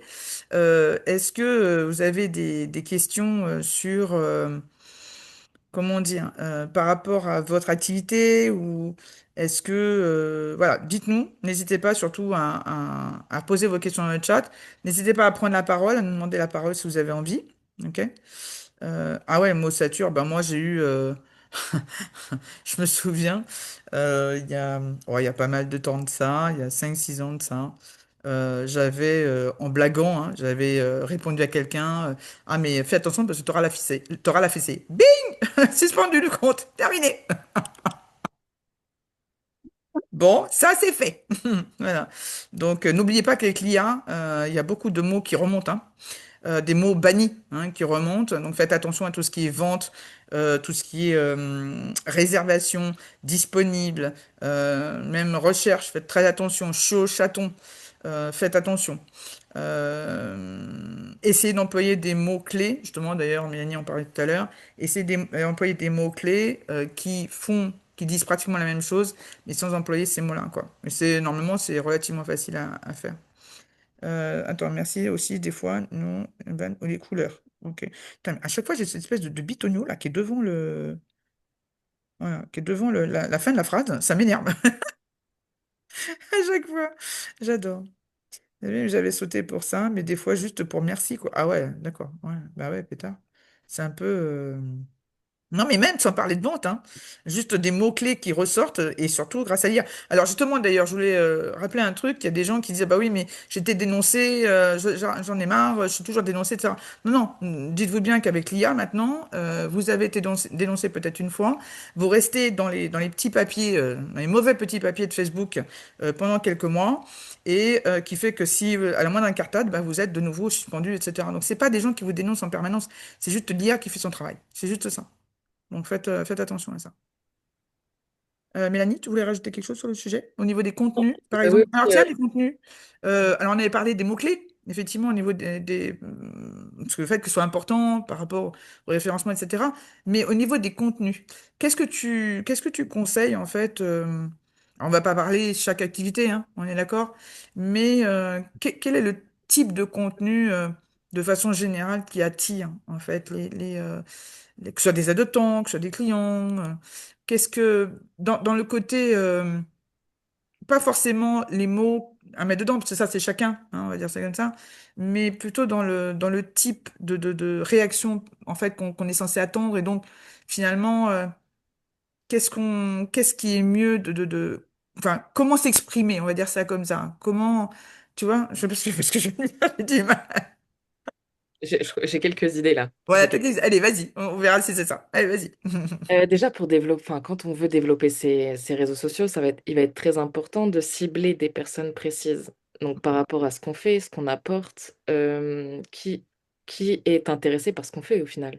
Parce que on va pas aller chercher à convaincre des personnes qui ne sont pas déjà intéressées ou qui n'ont pas déjà besoin de ce qu'on a. Mhm. Ce qu'on va aller faire, c'est venir dire aux personnes qui recherchent, qui ont des besoins, qui s'intéressent à ce qu'on fait, euh, regarde, peut-être que je te plais. Et du coup, c'est là qu'on va chercher à avoir l'engagement. Du coup, c'est très important de créer son avatar client. Donc, les personnes qu'on cible, parce que c'est Mhm. à ces personnes-là qu'on va parler. Une Mhm. fois qu'on a ciblé notre avatar client, qu'on a déterminé ce qu'il aimait, ce qu'il voulait, pourquoi on l'intéressait, ce qu'il recherchait, etc., bah, on va venir lui parler des sujets justement qui Mhm. vont créer de l'engagement avec cette personne. Donc déjà, ça, c'est la première chose. Ensuite, il y a effectivement une méthode qui va permettre de convertir, d'engager et de capter au final nos followers, même nos futurs clients. C'est la méthode que je vous expliquais tout à l'heure. Donc attention, attention, intérêt, désir, action. Mhm. Donc ce qu'on entend beaucoup parler sur les réseaux, on crée un hook, c'est-à-dire une phrase, quelque chose de visuel, quelque chose d'impactant qui va venir capter l'attention de la personne. Mhm.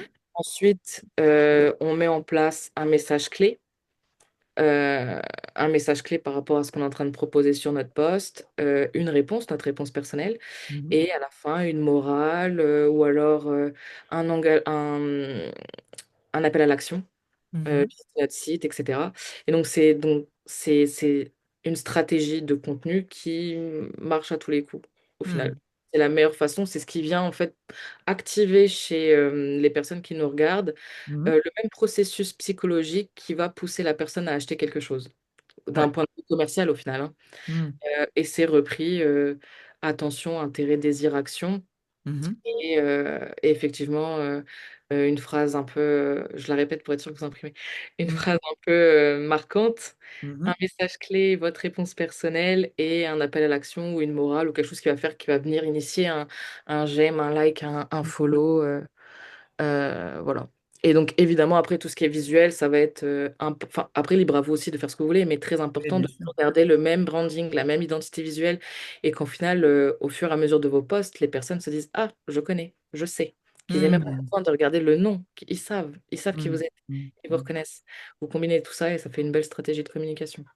Alors, je voudrais rappeler un truc qui paraît logique, hein, mais finalement, qu'on oublie trop souvent, c'est que, et surtout on le voit ça chez les éleveurs, n'oubliez pas que ceux qu'il faut convaincre, c'est pas ceux qui sont déjà là, c'est pas ceux, par exemple, il y a beaucoup d'éleveurs qui font des groupes d'adoptants, de leurs adoptants, et c'est très bien, hein, ça leur permet de garder le lien, etc. Mais n'oubliez pas que c'est pas eux qu'il faut convaincre, c'est ceux qui sont de l'extérieur, ceux qui n'ont pas encore acheté. Donc en fait, n'oubliez pas d'attirer la couverture à vous, non pas dans le sens de, comment dire, d'arnaquer des personnes ou quoi au caisse, mais d'expliquer, d'apporter de la valeur à ce que vous faites, à votre activité d'éleveur, à votre vie d'éleveur, si c'est de l'élevage, à votre activité et à votre vie de pensionneur, si c'est de la pension, à votre vie et à votre activité de toiletteur, si c'est du toilettage, etc. Mais en tout état de cause, n'oubliez pas ça. Et surtout, n'oubliez pas que vous vendez vos produits, et encore une fois au sens large, hein, y compris les animaux, à 98 voire 100% de particuliers. N'oubliez pas que vous ne parlez pas à 98 à 100% à des éleveurs. Je le vois beaucoup au niveau des contenus, des photos, ou des photos surtout qui sont très belles, très propres. Le chiot, le chaton, il regarde bien la caméra. Ah, elle est nickel, hein. N'oubliez pas que c'est des photos d'éleveurs.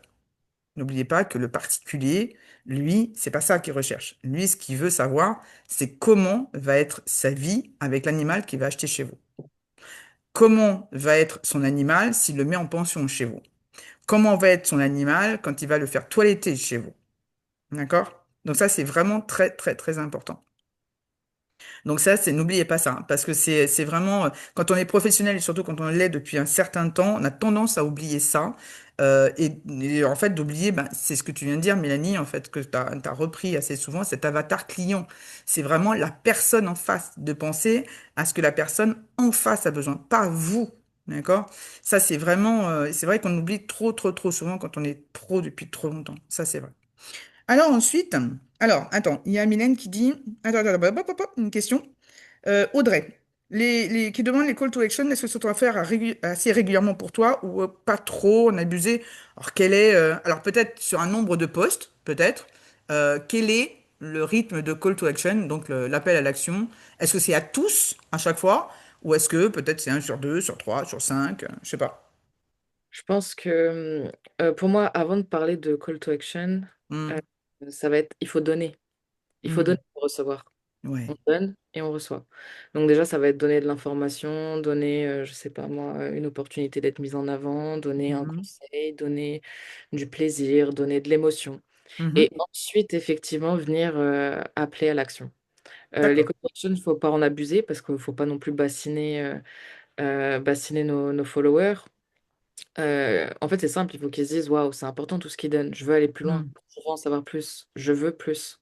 c'est Et ça, c'est tout ça qu'il faut aller chercher. c'est vrai. Et ça, malheureusement, c'est très souvent oublié. On parlera tout à l'heure des erreurs qui sont faites, on en reparlera. Donc, en tout cas, n'oubliez pas, donc, Aïda, comme disait Mélanie, pensez à votre avatar client, donc en face, hein, à ce qu'il veut lui, et pas ce que vous voulez forcément vous. d'accord? Et ensuite, trouver une stratégie qui convient à votre activité et pas à celle du voisin, hein. Évitez de copier-coller ce que font les autres. Déjà parce que ça marche pas forcément avec vous, en plus parce que vous n'avez pas forcément les mêmes moyens ni les mêmes outils, hein. Donc forcément, vous n'aurez pas forcément le même résultat. Alors justement, bah tiens, ça tombe bien. Les erreurs qui sont faites le plus couramment dans la communication, et ça, quelle que soit l'activité, qu'est-ce que toi, tu as remarqué justement, quand tu accompagnes les personnes dans leur, justement, dans leur référencement, enfin, dans leur création de référencement, etc. Qu'est-ce que tu as trouvé, toi, qui remonte, enfin, qui revient assez souvent comme bêtise? Déjà, le manque de branding. Pas Ah, d'identité visuelle, pas de couleur, pas de ton. En fait, au final, une communication qui est assez dispersée et plutôt hétérogène. mhm, Créer un profil ou une page sur les réseaux sociaux sans stratégie et juste être présent sans avoir un minimum travaillé en fait ce qu'on voulait montrer aux autres et comment mhm, on voulait le montrer et comment on voulait être reconnu pour ça. mhm, mhm, Bah, au final, ça sert pas vraiment. Ça attire évidemment avec le temps, hein, mhm, ça monte, mais ça convertit pas énormément. Et au final, en termes de le ratio que j'expliquais tout à l'heure, temps-résultat, bah, il est pas très très bon, quoi. mhm. J'ai vu D'accord. aussi tout ce qui est le copier-coller de contenu, mais sans ajouter en fait sa touche perso. Mhm, Évidemment que les formats qui fonctionnent sur des concurrents, il faut les reprendre. mhm, Évidemment. Parce que mhm, si c'est fait chez cette personne, à votre cible, qui est sa cible également, il faut le reprendre. mhm. Euh, je pensais à un petit truc, je sais plus c'est quoi exactement la citation, mais les génies reprennent les idées des autres juste à leur sauce. Une citation comme ça Un et truc comme ça? Mhm. ça m'a fait penser. C'est vrai d'une certaine façon. Mhm, Oui, mais il faut apporter évidemment sa touche à soi, sa proposition de valeur ajoutée, ce qu'on fait, qui on est, nos valeurs, nos principes, et juste mhm. reprendre le format. Évidemment, si le format fonctionne, il faut le faire. C'est ça.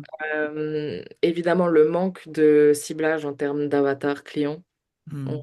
parle à tout le monde, au final, on parle à personne. Oui, de Parce que mettre des posts juste parce qu'on a envie de les poster et on a envie de dire des choses et sans s'occuper de savoir finalement si ça va intéresser quelqu'un ou pas. Effectivement. Mhm. ne pas poster régulièrement. La Mhm. régularité, on sait que c'est important partout et tout le temps, sur tout ce qui est en ligne, la régularité, c'est très important. C'est quoi pour toi la régularité, le rythme, ce serait quoi? Une fois tous les 2 jours, Alors, moi, je pense toutes que les c'est pas une semaines? question de fréquence. Alors, évidemment, plus vous postez, mieux c'est. Ouais. Mais c'est surtout en fait régulier. C'est-à-dire que vous avez décidé de poster 3 fois par semaine, bah, vous postez 3 fois par semaine. Mhm. Mhm. Mhm. Elle est sur une heure et vous savez que, hop, vous vous mettez un espèce de planning et vous décidez de la fréquence, mais vous vous tenez à votre régularité. Ben, d'ailleurs, tu as raison au niveau, tu vois, ça me fait penser à un truc. Il y a des personnes, enfin, il y en a beaucoup, hein, que ce soit des éleveurs ou autres, hein, pros, euh, se disent, bah ouais, mais je sais pas le temps. N'oubliez pas que sur Facebook, quand vous avez une page, c'est peut-être le seul grand intérêt de la page Facebook, c'est que vous pouvez programmer donc tous vos posts sur 29, 30 jours. Donc, ça veut dire un mois. Et donc, en passant par un truc qui s'appelle Meta Business Suite. Et en fait, ça vous propose un calendrier et où vous pouvez justement mettre tous vos postes, alors, que ce soit un ou 10, hein, peu importe, et qui vous permet justement de pouvoir, un certain moment, par exemple, vous avez décidé que demain, bah, vous avez une demi-journée, vous savez pas quoi faire avec, par exemple, eh bien, vous allez créer tous vos postes pour le mois qui vient. En tout cas, des choses qui vont être, comment dire, qui vont être en rapport avec votre activité, avec votre personal branding, avec tout ce qui vous concerne, vos convictions, votre machin. Il est évident que tout ce qui arrive de façon spontanée, genre des portées qui naissent, vous n'allez pas poster un mois avant, c'est évident. Une saillie, vous n'allez pas poster un mois avant. Un client qui va arriver pour mettre son animal en pension, vous n'allez pas le poster un mois avant, d'accord? Voilà. Mais c'est pas parce que vous programmez un ou deux posts que vous êtes obligé de laisser comme ça. Là, c'est juste pour vous dire, ben, au moins tous ces jours-là, j'aurai au moins quelque chose qui va paraître, voilà, qui sera publié. Par contre, si vous avez envie de publier 10 posts par jour, ben, vous publiez 10 posts par jour. C'est pas, alors, j'exagère beaucoup, c'est fait exprès, hein, d'accord? Mais c'est vraiment de vous dire que si vous programmez un poste par jour pendant un mois, eh bien, vous savez qu'au moins ça, ce sera sorti, vous n'aurez plus à vous en occuper. Donc, ça veut dire que vous aurez juste à mettre sur votre téléphone, sur votre agenda, comment on appelle ça, une alerte pour dire, ah bah tiens, tel jour, dans un mois, hop, il faut que je recommence. Mais voilà, pendant un mois, vous aurez plus à vous en occuper, sauf créer et publier des choses beaucoup plus ponctuelles, beaucoup plus instantanées. Voilà, il n'y a rien qui vous en empêche. Mais au moins ça, vous pouvez le faire. Et ça, c'est bien. Ça vous change la vie, hein, je vous le dis. Ça, c'est clair. Alors, il y a Audrey donc, qui dit que la clé, c'est d'avoir un bon branding et une cohérence dans ce qu'on montre. J'imagine que oui. Pas que. Pas que. La clé, c'est d'avoir un bon branding, d'avoir une bonne stratégie, donc tout ce qui est la manière dont on parle à tout ce que je vous ai expliqué tout à l'heure, hein, l'avatar Hmm. client, la stratégie par rapport à l'avatar client. Et le troisième point pour les réseaux sociaux, c'est la routine d'engagement. Ouais, Ah, ça, c'est la clé. Branding, stratégie par rapport à l'avatar client et la routine d'engagement. ok. Alors moi, je voudrais rajouter, et encore en particulier pour les éleveurs, parce qu'on a quand même une majorité ici, en particulier pour les éleveurs, mettre 3000 photos par jour de au chaud de vos chatons, ça sert à rien. N'oubliez pas que la personne, aujourd'hui, les futurs acheteurs, ils achètent un projet de vie. Ils achètent plus un chien ou un chat, ils achètent un projet de vie. Donc ça veut dire que si vous montrez juste 3 milliards de photos pendant 15 jours, hein, que ce soit, comment dire, avant la naissance ou au moment de la naissance, puis pendant peut-être 2 mois, 3 mois derrière, n'oubliez pas que vous avez 150 personnes qui font exactement la même chose que vous à côté. Donc en fait, c'est pas ça qui vous fera vous démarquer. Ça, c'est un point. Le deuxième point, c'est que si vous ne montrez pas votre persona branding, et c'est pas juste le fait de dire bah oui, mais moi je suis éleveur ou moi je suis pensionneur, etc. J'habite à tel endroit, enfin je fais telle activité à tel endroit, c'est pas suffisant. Il faut savoir montrer aussi vos propres convictions, votre propre valeur, votre propre éthique. Donc ça veut dire mettre des posts qui ne sont pas juste de dire bah voilà j'aurai telle portée dans tel comment dire dans tant de temps. Ce n'est pas juste de dire ah bah tiens j'ai ouvert ma pension, j'ai tant de places ouvertes de telle date à telle date. Ce n'est pas de dire voilà j'ai tant de places parce que j'ai au niveau d'éducation canine ou le comportement félin peu importe ou canin d'ailleurs j'ai deux trois places parce que c'est la fin de l'année où je fais une promo, etc. Non, il faut absolument apprendre à montrer votre valeur. Et ça, c'est super, super important. Voilà. En tant que, et pas, en fait, de montrer en gros que vous n'êtes pas qu'un vendeur. Et ça, c'est vraiment l'erreur de 98%, en particulier des éleveurs, de croire que les gens ne sont là que pour acheter. Les réseaux, et en particulier les réseaux sociaux, mais on peut dire la même chose d'un site internet ou autre, ce sont des réseaux sociaux, hein, dans le mot social. Voilà, pas vente, social. Et donc, le principe même d'un réseau social, c'est de créer une communauté de personnes qui vont s'intéresser à ce que vous faites. Et donc, forcément, qui vont participer à la construction de ce personal branding. Plus vous aurez des gens qui vont être intéressés par ce que vous faites, plus vous pourrez leur montrer justement et façonner en fait votre portrait entre guillemets, et plus vous attirez du monde. Ça, c'est vraiment super important à comprendre parce que je vois des éleveurs, surtout des éleveurs, qui ont du mal à vendre leurs chiots, leurs chatons, alors qu'ils ont des chiots, des chatons, et même des chiens, des chats de très grande qualité, et qui depuis, en fait, 2022, surtout, donc depuis la fin du Covid, disent, bah oui, mais moi, mais les gens, ils ne veulent que du bas prix, etc. C'est pas vrai. C'est pas vrai, d'accord? C'est juste que les gens, vous ne savez plus leur parler. Parce qu'effectivement, les gens ont changé de comportement. Et ça, c'est vrai. Ça, c'est vrai. Ils ont changé de comportement. Par contre, si vous, vous ne changez pas de communication, de mode de communication, il est évident que vous allez être face à un mur, puisque d'un côté, vous parlez d'un langage, vous parlez une langue, et de l'autre côté, il y a quelqu'un d'autre qui parle d'une autre langue, et finalement, il n'y a pas de traducteur sur ce coup-là. Dommage. Voilà. Là, il n'y a pas de traducteur. Donc, pensez à adapter votre communication, non pas pour faire des communications d'agents commerciaux qui passent leur temps à vendre des aspirateurs. Non, c'est d'adapter votre langage et votre communication pour qu'elle s'adapte en fait à la personnalité en fait de ceux qui sont prêts à acheter et qui sont prêts à acheter au prix, pas les gens qui vont vous voir en disant bah oui mais moi je le veux à 10 fois 100 frais comme à Carrefour et à 500 balles. Non, c'est pas ça. D'accord? Voilà. Donc pensez à ça parce que le personal branding, l'avatar client, tout ce dont on a parlé, le SEO, etc. Tout ça en fait fait partie justement de votre communication et qui fera que justement vous aurez les clés, hein, et puis les mots-clés on en a parlé, que vous aurez les clés justement pour avoir une bonne communication. Est-ce que tu voudrais ajouter quelque chose d'autre, Mélanie? Comment dire? Ouais, si, j'ai quelques trucs à ajouter. Oui. Euh, je pense que déjà, la clé, moi, plus globalement, hein, tu en parlais tout à l'heure, effectivement, depuis le confinement, beaucoup de choses ont changé. Mhm, C'est surtout la recherche d'authenticité, mhm, mhm. recherche d'essence authentique. C'est ça. Et plus on en parle, au final, aujourd'hui, c'est plus l'émotionnel, hein, qui va venir Mhm, connecter avec les gens. Donc, les réseaux sociaux mhm, doivent transmettre ça, mhm, surtout par rapport à vos activités. mhm, L'authenticité, plus vous apportez ce que vous êtes, qui vous êtes, etc. sur vos réseaux sociaux aussi, moins les gens se poseront de questions.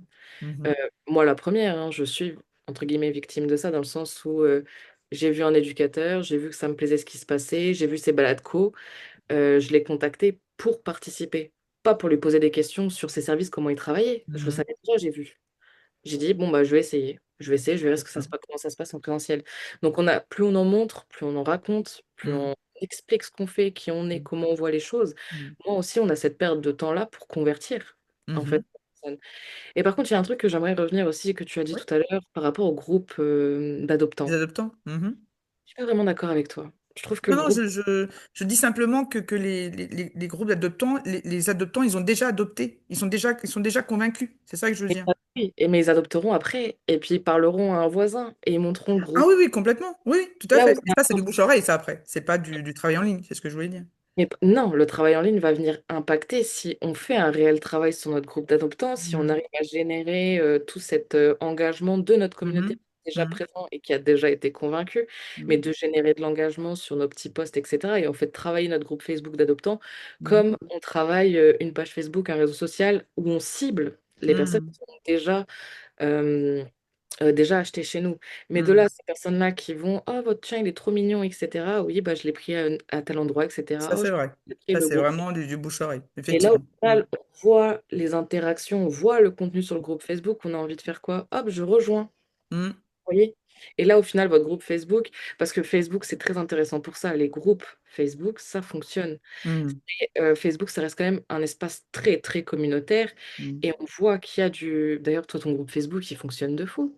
Il a Ouais, un le amical des éleveurs et professionnels canins et félins, ouais, c'est vrai. Oui, et Mhm, même quand tu as changé de groupe, tu as vu tout l'engagement qu'il y a eu mhm. malgré le fait que tu aies dû leur faire switcher de groupe. Mhm. Ça, c'est très difficile hein, parce que Ouais, de c'était faire en passer 2022, ouais, c'est vrai. des Mhm, personnes engagées d'un endroit à un autre, c'est pas toujours évident. Généralement, on en laisse quelques-uns derrière, mais au final, moi, je trouve que ton groupe, il marche super bien. mhm. Et Facebook, c'est pour les groupes Facebook. C'est vrai. Voilà.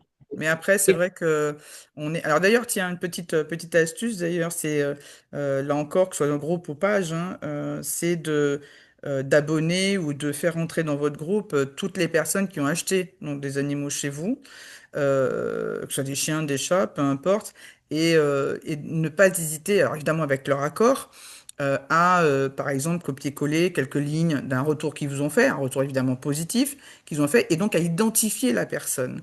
Parce que finalement, c'est elle, même si c'est 2 3 ans avant hein, qu'elle vous a acheté le chiot, le chaton, etc., ou qu'elle est venue en pension, ou qu'elle vous a acheté des accessoires, ou peu importe, et en fait, la personne, quand elle est identifiée, elle voit évidemment le commentaire ou ce qui était copié-collé, ce que vous avez mis.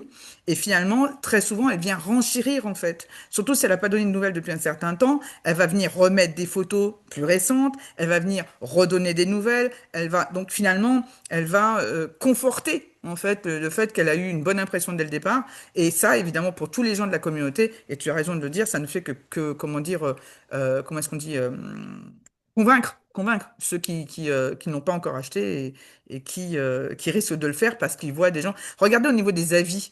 Même moi qui suis quelqu'un qui se fout de la vie des autres, sincèrement, je me surprends très très très souvent quand je cherche quelque chose, hein, mais quelque chose d'assez anodin, de regarder les avis. Si je vois des avis, il y en a plein d'avis positifs, avec même quelques avis négatifs, j'irai. Voilà, parce que je me dirais, bah, de toute façon, on ne peut pas contenter tout le monde, et comment dire, bah, dans l'ensemble, c'est que ça va. Par contre, je me méfierais beaucoup plus peu importe l'entreprise, hein, quel que soit le sujet, une entreprise que je vais chercher un petit peu, je vois qu'elle existe depuis longtemps, alors qu'en fait, elle n'a pas du tout d'avis. Là, je me méfierais quand même. Je vais dire, tiens, c'est bizarre. Pourquoi la personne n'a pas d'avis alors qu'elle existe depuis un moment? D'accord? Voilà. Donc, je me méfierais plus parce qu'il n'y a pas d'avis que s'il y a quelques avis négatifs. Aujourd'hui, les avis sont quand même hyper importants. Donc, quand tu parlais tout à l'heure de la page Google My Business, donc il y a les avis aussi. Et ça aussi, n'hésitez pas à aller rechercher vos clients, vos adoptants, à leur demander de remettre un avis sur Google, parce que sur Google, des avis, c'est Google My Business aussi? C'est comme ça qu'elle s'appelle ou pas? C'est ça? Peut-être. Ok. Et en fait, à partir de ce moment-là, comme on sait qu'il y a le référencement Google, bah, c'est sûr que finalement, bah, il vaut mieux les avoir là que peut-être sur la page Facebook où les gens n'iront pas forcément regarder, même si c'est utile, hein, il n'y a pas de souci, mais ils n'iront pas forcément regarder sur les avis Facebook, alors que finalement, bah, vous mettez votre lien régulièrement de vos avis Google, hop, vous le collez donc sur un post ou quoi caisse régulièrement, et bien les gens, tout de suite, ils iront voir. Donc ça, c'est bien.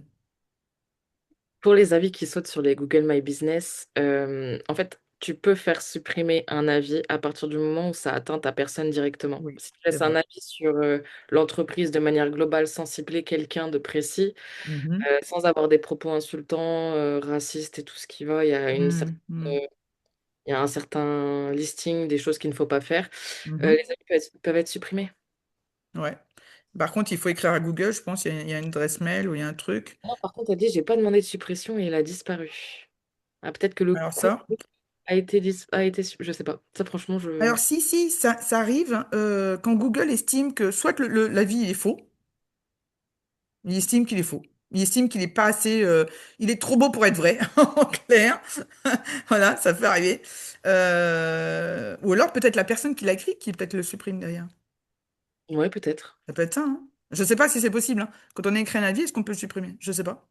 J'avoue que j'ai jamais trop cherché par J'ai là. jamais, moi non plus. J'ai jamais. Moi, une fois que j'ai mis un Bien, avis, j'ai mis un avis, quoi. Mais je laisse un avis, je suis sûre de moi, donc je laisse moi l'avis. aussi, moi aussi. En Par fait, contre, oui, oui, Virginie. pardon, oui, moi j'ai une expérience comme ça. Enfin, c'est pas directement pour Hmm, moi, mais c'est sur mon fils.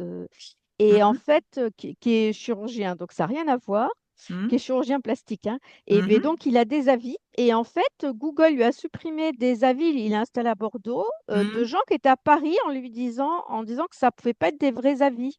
Ah ouais, Parce bah c'est qu'ils ne ça. sont pas Trop au beau même pour être endroit. vrai. Alors que c'est Hmm, stupide, parce que quand ouais, tu as un bon chirurgien, bien il va sûr. prendre le TGV et tout. Voilà. C'est Donc, ça. il y a quelquefois des raisons et on peut même pas contester, quoi, qui Ouais, sont c'est vrai. Ça, complètement c'est galère, hein. stupides. Hmm, Voilà, de la part de Google. Et donc, alors pour les éleveurs, moi je me suis dit, mais alors si quand on est éleveur, on peut avoir des gens qui viennent de très loin de chercher ouais. un animal. Alors Hmm. si Google il te supprime parce que c'est trop loin, bon ça, il y a un souci quand même. C'est vrai que c'est surprenant. C'est vrai que moi après je connais pas trop hein, donc le fonctionnement. Je sais que bon ben moi aussi hein, j'ai une page Google My Business, une page un Google My Business et c'est vrai que j'ai des avis dessus et bon j'y retourne de temps en temps. Déjà on a un mail pour dire qu'on a un nouvel avis donc ça permet de suivre un petit peu. Mais c'est vrai que c'est surprenant de voir qu'ils sont là pendant un certain temps puis de les voir supprimer tout d'un coup parfois plusieurs mois après quoi. Je veux dire on se demande ce qui s'est passé quoi. Par contre, effectivement, il y a, comment elle s'appelle, Mylène, je crois. Ouais, non, Alice, qui confirme qu'on peut les supprimer. Donc, effectivement, on peut soi-même, on a écrit un avis, on peut, peut-être après coup.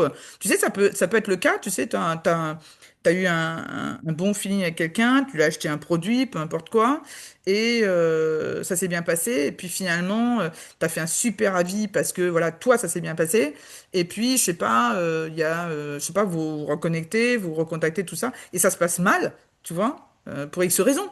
Tu peux très bien décider de retirer la vie, ouais. Ouais, ça peut, hein. C'est un peu chercher de tirer par les cheveux, hein, mais ça peut. Ça peut. Voilà. Bah, en tout cas, merci beaucoup pour toutes ces informations, puis toutes ces questions aussi. Je regardais, voir si, voilà, s'il y avait d'autres questions qui tournaient.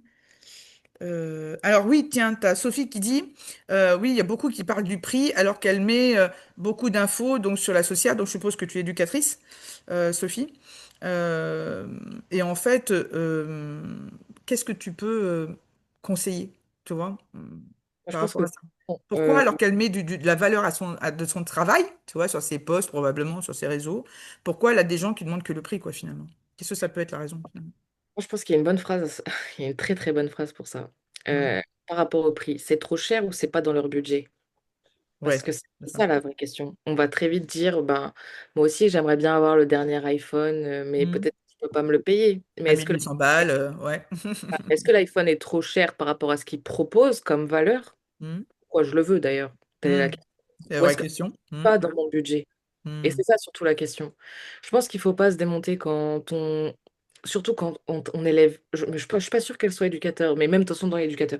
En Non, tant qu'éducateur, elle parle de social, mais ça peut être éleveur, effectivement, au niveau de la socialisation. Oui, c'est vrai, j'ai pas pensé, Sophie. Ça peut être la socialisation par rapport. Ah non, toi, l'éduc, voilà. Mais ça aurait pu être la socialisation des chiots avant de partir, oui, tout à fait. Oui, dans l'élevage, oui, tout à fait. Ça aurait en tant pu. qu'éducateur, surtout qu'en plus c'est un service, nous derrière, ben, on est probablement auto-entrepreneur, micro-entreprise, etc. On a des charges, Hmm. on a de l'essence, parce qu'en plus éducateur, je suppose que tu te déplaces, ou du moins tu te rends à des endroits, bah, Hmm. que Ça ce soit peut. professionnel, Hmm. comportemental, etc. C'est des frais. Mhm. Donc, est-ce que tu es vraiment trop cher, ou est-ce que tu es juste pas dans le budget des personnes qui sont intéressées? Et est-ce que Hmm. les personnes sont vraiment intéressées? Il y a ça aussi. Euh, Est-ce que tu te démarques suffisamment? Est-ce que tu communiques sur les bons mots-clés, par exemple, justement, pour avoir les bonnes personnes qui viennent sur ta page ou sur ton compte, ou etc. Peut-être que c'est pas les bonnes, finalement, parce que finalement, est-ce qu'elle n'a pas la bonne clientèle, du coup, finalement? Je sais pas. Toujours est-il qu'à partir du moment où tu as travaillé tes prix, que tu sais que tu es dans le marché, Hmm. etc., c'est pas une question de prix. C'est une Ouais. question qui est dans le budget de la personne. Et la personne trouvera une solution pour que tu sois dans le budget. Ou Hmm. alors, tant pis, et elle ira voir quelqu'un d'autre, ou alors, ou alors un jour peut-être qu'elle aura le budget.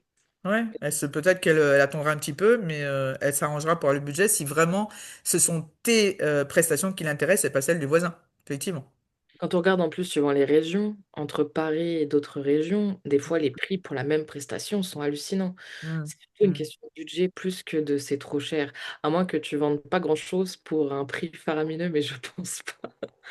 Non, après c'est des choses qui arrivent, mais en général, effectivement, tu as raison, quand on reste dans la bonne fourchette, il n'y a pas de raison. Voilà, il n'y a pas de, même si on est dans la fourchette haute, voilà, dans la fourchette max, normalement, il n'y a pas de raison. Voilà. Et quand Et bien c'est même, vrai que les gens, ils disent souvent, j'ai pas les moyens. Souvent, ils le disent, d'ailleurs, j'ai pas les moyens. mais quand bien même on décide de sortir de la fourchette, à partir du Oui, moment où on a étudié son avatar client et qu'on sait qu'il existe, parce qu'aujourd'hui, il n'y a pas que des personnes, enfin, on a de toutes les situations. tout à fait. Il y a des personnes qui dépenseraient des milliers d'euros pour que son chien soit gardé dans une Hmm. maison chaude, dans un super puppy love. Exactement. Et Enfin, c'est vrai, c'est vrai. et voilà, donc c'est surtout en fait la manière dont on va chercher nos clients et comment on arrive à les attirer à nous. Hmm. Et surtout savoir si les personnes qui nous contactent, on est dans leur budget ou pas. Hmm. C'est surtout ça. Mais Et par contre, je rejoins oui. totalement du coup Hmm. l'autre Mélanie. Moi, je Mhm. me dis aussi que c'est du ménage naturel et que c'est des personnes C'est vrai, qui ne correspondent tout simplement pas. complètement. Et puis, j'aurais rajouté, là aussi pour les éleveurs, mais ça peut être aussi, bon après c'est moins pour les prestats et les accessoires, ça peut être pour des accessoires aussi. Les mots du genre reste disponible, reste à trouver sa famille, reste, etc. Ça, non, on n'emploie pas ces mots-là. Vous n'envoyez qu'un seul message, c'est je vous le donne, débarrassez-moi-en et je vous donne même de l'argent avec si vous voulez. Voilà. Donc ça, c'est des termes à ne pas employer. Il faut absolument toujours rester positif. Si vous décrivez correctement le produit, encore une fois, entre guillemets, donc au sens large du terme, que vous vendez ou que vous proposez, les personnes seront intéressées par le produit. D'ailleurs, tiens, ça rejoint un petit peu ce que tu disais, Mélanie, quand tu as trouvé ton éducateur. Regardez quand vous avez, tiens, pour revenir sur les avis. Vous prenez un restaurant, par exemple, d'accord? Vous allez voir les avis. Vous avez trouvé le resto, il est pas loin de chez vous, vous avez envie de sortir, bon, peu importe. Et donc, vous regardez les avis. Très, très, très souvent, les avis, quand ils sont positifs, vous allez avoir tout un tas de raisons qui feront que les gens seront contents et ne parleront jamais du prix. Quand vous avez des commentaires mécontents, la première chose qu'ils disent, c'est ah oui, pour le prix, c'était vraiment machin, patin, couffin. Voilà. C'est très souvent ça. Donc, finalement, si vous avez de la valeur, si votre prestation, votre produit, peu importe, a de la valeur, la personne ne regardera pas le prix. Voilà, parce que ce qu'elle viendra chercher, c'est votre valeur. Mais en même temps, si vous ne communiquez pas votre valeur que ce soit sur des réseaux, en tout cas pour tout ce qui est en ligne, comment voulez-vous que les gens les sachent? Moi, je vois plein en particulier des éleveurs, mais ça peut être aussi des pensionneurs, etc., qui me racontent, puisqu'en tant que formatrice, évidemment, on parle beaucoup, et qui me disent, ah là, j'adore faire ci, j'adore faire ça, oh là là, tel client, tel adoptant était super content parce que machin, etc. Puis pourquoi vous n'en parlez pas? Pourquoi vous l'écrivez pas sur vos réseaux? C'est ça, en fait, que les gens veulent savoir. C'est qu'est-ce qui s'est passé, qu'est-ce que vous faites pour eux, quels avantages ils vont avoir à venir chez vous et pas chez le voisin. Vous voyez? C'est pas le tout de dire, bah oui, vous avez un truc à vendre, vous avez un truc à proposer, vous avez un truc, peu importe quoi. Voilà. Si vous ne mettez pas en avant non seulement votre valeur, mais aussi le bénéfice que votre client en face ou votre adoptant en face va avoir en venant chez vous et pas chez le voisin, pourquoi voulez-vous qu'il vienne chez vous et pas chez le voisin, justement? C'est ça la vraie question. Voilà. Qu'est-ce que vous apportez en plus par rapport par rapport aux voisins? Alors, je prends souvent un exemple par rapport au fait que les gens, ils achètent quelque chose vraiment parce qu'ils en ont envie. Par exemple, on est beaucoup de femmes là ici, il y a très peu de mecs, mais voilà. Donc une nana en général, elle a envie d'acheter une paire de chaussures, d'accord? Bon, là on est par exemple en été. Imaginez qu'elle a envie d'acheter une paire de sandales. Bon, très souvent, on ne sait pas trop ce qu'on a envie d'acheter, mais on sait surtout ce qu'on veut pas. Par exemple, on va pas s'amuser là au mois de juillet, acheter une paire de bottes fourrées pour aller au ski. Ça paraît évident, d'accord? On attendra le mois d'octobre, hein, en général. Bon, imaginez donc que vous avez envie d'acheter une paire de chaussures. Avec maintenant tous les magasins en ligne, la première chose que vous allez faire, c'est aller sur Google, vous allez taper chaussures dans telle ville, peu importe. Bon. Et vous allez faire un premier magasin en ligne, vous allez regarder toutes les paires de chaussures, tout ça. Il n'y a rien qui vous plaît. La deuxième non plus, le troisième magasin non plus. Vous dites, bon, là, je trouve rien. Il est vrai qu'en ligne, il n'y a pas toujours tout. Hein, le magasin en ligne, ils mettent que vraiment que ce qu'ils veulent vendre et puis tout ce qu'ils ont vraiment qui se vend bien ou au contraire ce qu'ils veulent mettre en promo, des choses comme ça. Donc, il n'y a pas toujours tout. Donc, vous allez vous dire, bon ben, samedi après-midi, j'ai du temps, je vais aller faire les magasins. Bon, vous y allez, et vous le savez, quand vous rentrez dans un magasin de chaussures, les chaussures, elles sont rangées du bas, du sol, jusqu'à la hauteur de vos yeux. D'accord? C'est fait exprès pour que, en fait, vous fassiez un aller-retour comme ça. Et généralement, quand il y a des chaussures plus hautes, c'est que c'est juste des pointures qui sont hautes, mais en tout cas des modèles qui sont déjà à la hauteur. D'accord? Donc, vous n'avez pas besoin d'aller chercher en général. Bon. Et donc, vous faites pareil, un magasin, vous avez le nez qui part du sol jusqu'au truc. Et comme ça, vous faites un magasin, deux magasins, trois magasins. Et le troisième magasin, vous êtes en train comme ça de regarder. Et puis tout d'un coup, vous avez le nez au sol et vous voyez arriver une paire de chaussures avec des pieds au bout. D'accord? Vous voyez une paire de chaussures et vous vous dites, oh là là, c'est ça que je veux. OK? Bon. Et vous, comment dire, vous levez évidemment les yeux, vous tombez sur une petite dame charmante qui, voilà, vous dit, oh là là, vos chaussures, c'est génial, me plaisent, etc. Bon. Et vous lui demandez où est-ce qu'elle les a achetées. Et la petite dame, désespérée, vous dit, ah mais j'habite pas du tout dans le coin, j'habite à 800 kilomètres de là. Je peux vous garantir que les chaussures, vous allez faire les 800 kilomètres. Soit vous allez les faire, soit vous allez courir, téléphoner au magasin en disant, ça, je veux la même chose, vous me le faites livrer, vite fait, je vous paye tout de suite, etc. Parce que c'est ça que vous voulez, c'est pas autre chose. Et m'a dites-vous bien que ce soit des accessoires, que ce soit des animaux, que ce soit des prestats, que ce soit n'importe quoi d'autre, c'est pour tout pareil. C'est absolument pour tout pareil. L'attente, le fait d'avoir exactement ce qu'on veut à l'instant T, qui correspond à tous les critères, même si on ne le cherchait pas, d'accord, spécialement, mais tout d'un coup on tombe dessus, et c'est ça qu'on veut et pas autre chose. Voilà. Donc, et ça, vous ne pourrez pas y échapper. Si la personne, vous représentez ce qu'elle cherche, c'est chez vous qu'elle va aller. C'est pas chez quelqu'un d'autre, c'est chez vous. OK?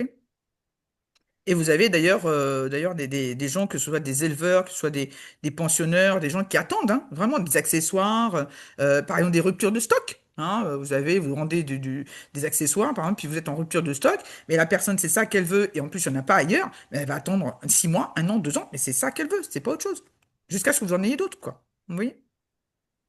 Donc, alors, qui c'est qui... Alors, l'autre Mélanie qui dit, j'ai une dame qui est venue pendant 2 heures chez moi pour discuter d'élevage, etc. Au final, elle a acheté un chaton chez une autre éleveuse. Mais parce qu'en fait, elle avait du temps à perdre. Et puis surtout, bah, parce qu'elle a trouvé plus près, moins cher, moins longtemps à attendre, etc. Voilà. Mais surtout, la fin du message, c'est mais quand elle a des questions, c'est auprès de moi qu'elle demande. Visiblement, ça Exactement. Ben voilà. Parce que prend l'autre en et de la face, eh ben voilà. Ben voilà. Et je pense qu'il faut pas perdre. Enfin, c'est triste à dire, mais Mm. il aurait fallu qu'elle attende pour avoir un chat, non, un chiot ou un chaton, je Ouais, sais plus. c'est plus un chaton, Il je aurait crois. fallu qu'elle attende enfin, pour avoir un chaton de chez vous, Mm. pour mériter vos conseils et C'est votre ça. accompagnement. C'est Vous pouvez ça. pas perdre du temps avec des À faire personnes le SAV, en fait, le SAV des autres, en fait. pour votre énergie, pour votre bien-être, pour libérer votre esprit. Mm, Les personnes qui ne prennent pas chez vous ne mm, devraient pas avoir vos conseils perso. c'est ça. Ils peuvent vous suivre sur les réseaux et la prochaine fois, ils prendront peut-être Mm, du coup chez vous parce que visiblement, l'éleveur chez qui ils ont pris, ils n'ont pas l'accompagnement qu'ils mm, souhaitaient. exactement. Et toujours est-il qu'il faut pas, il faut vous préserver aussi, hein.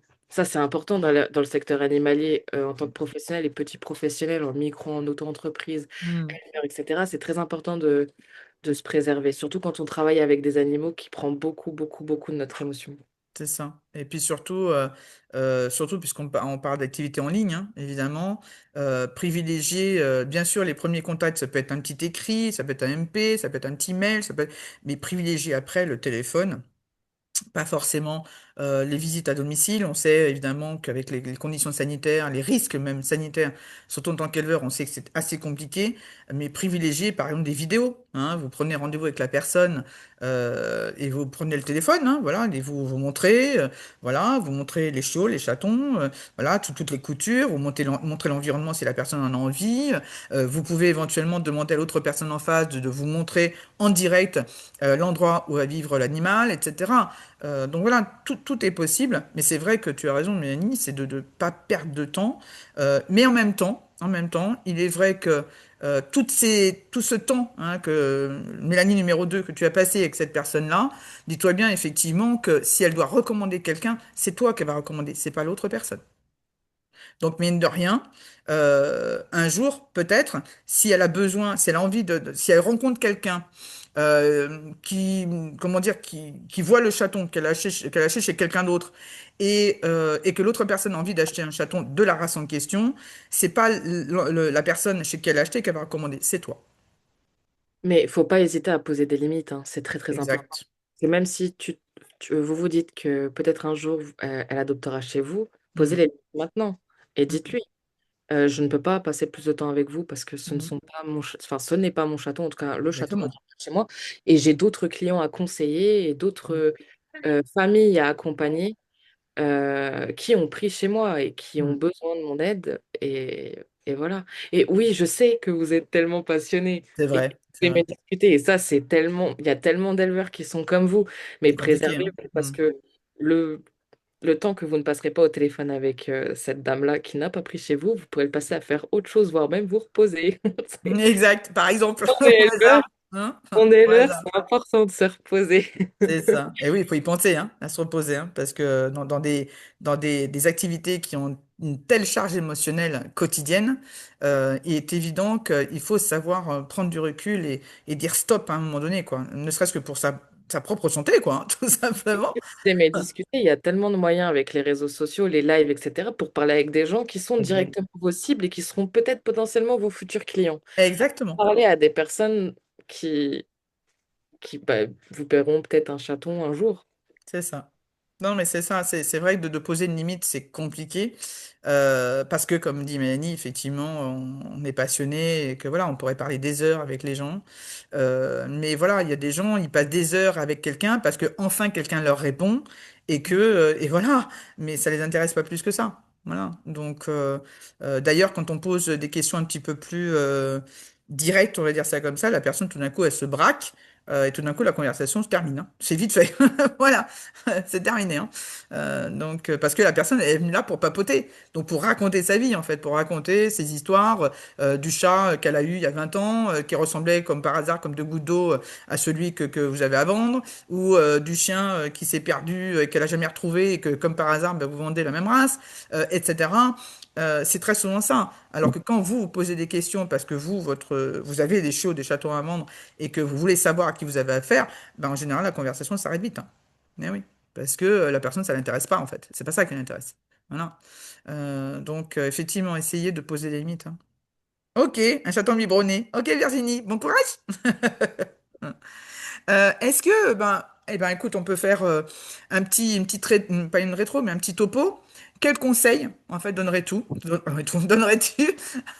je dirais, là, pour finir ce live, quel conseil vraiment donnerais-tu pour ceux qui veulent communiquer correctement? Voilà, dis-nous.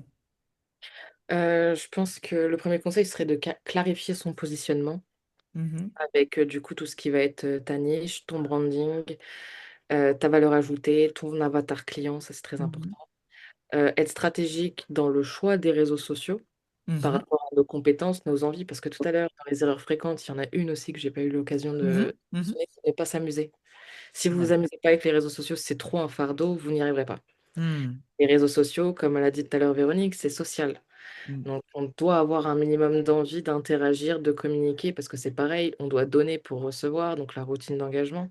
mhm, Donc, il faut bien être stratégique dans le choix de ces réseaux et s'amuser. Il faut du coup créer du contenu qui parle à ton audience et ne pas oublier qu'il faut toujours parler à ton avatar client. Ne mhm, pas avoir peur de vendre, mhm, avec des appels à l'action clairs mhm. et ne pas hésiter à se faire accompagner ou à déléguer si c'est pas pour nous. Alors justement, tiens, tu parles de délégué. Toi, justement, tu es la personne qui est la plus à même de d'accompagner les gens qui veulent, qui ne se sentent pas, soit bah, qui n'ont pas les compétences. Hein. Moi, je le reconnais. D'ailleurs, je me fais accompagner par toi. Donc, j'ai absolument pas les compétences dans le domaine. Chacun son boulot. Effectivement, c'est pas une honte. C'est pas voilà.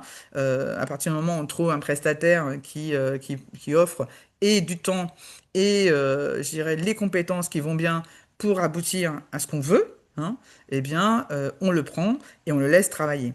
Donc, effectivement, déléguer, moi, évidemment, je te recommande, bien sûr. Est-ce que tu peux, on a parlé un petit peu au début, mais qu'est-ce que tu fais exactement, voilà, pour les personnes qui cherchent à mieux communiquer? Quelles sont tes principales, on va dire, fonctionnalités? On va dire ça comme ça.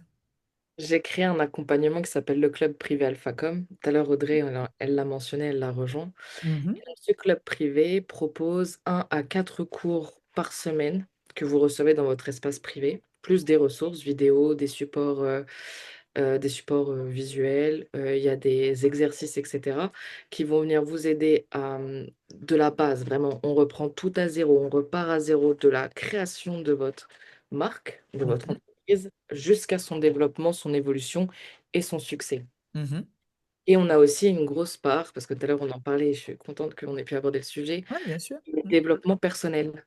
Parce Mhm, que tout ce qui est je pose mes limites, je prends soin de moi, je prends du recul, tout ça, c'est des choses qui sont importantes, surtout quand on est en micro-entreprise, en auto-entreprise. mhm, Donc, j'ai créé tout un accompagnement qui vient combiner ces deux choses-là avec du soutien, avec un groupe, du coup, Facebook privé, où on peut échanger, on n'a pas d'inspi, on peut en discuter avec les autres personnes du groupe, mhm, il y aura des choses comme ça.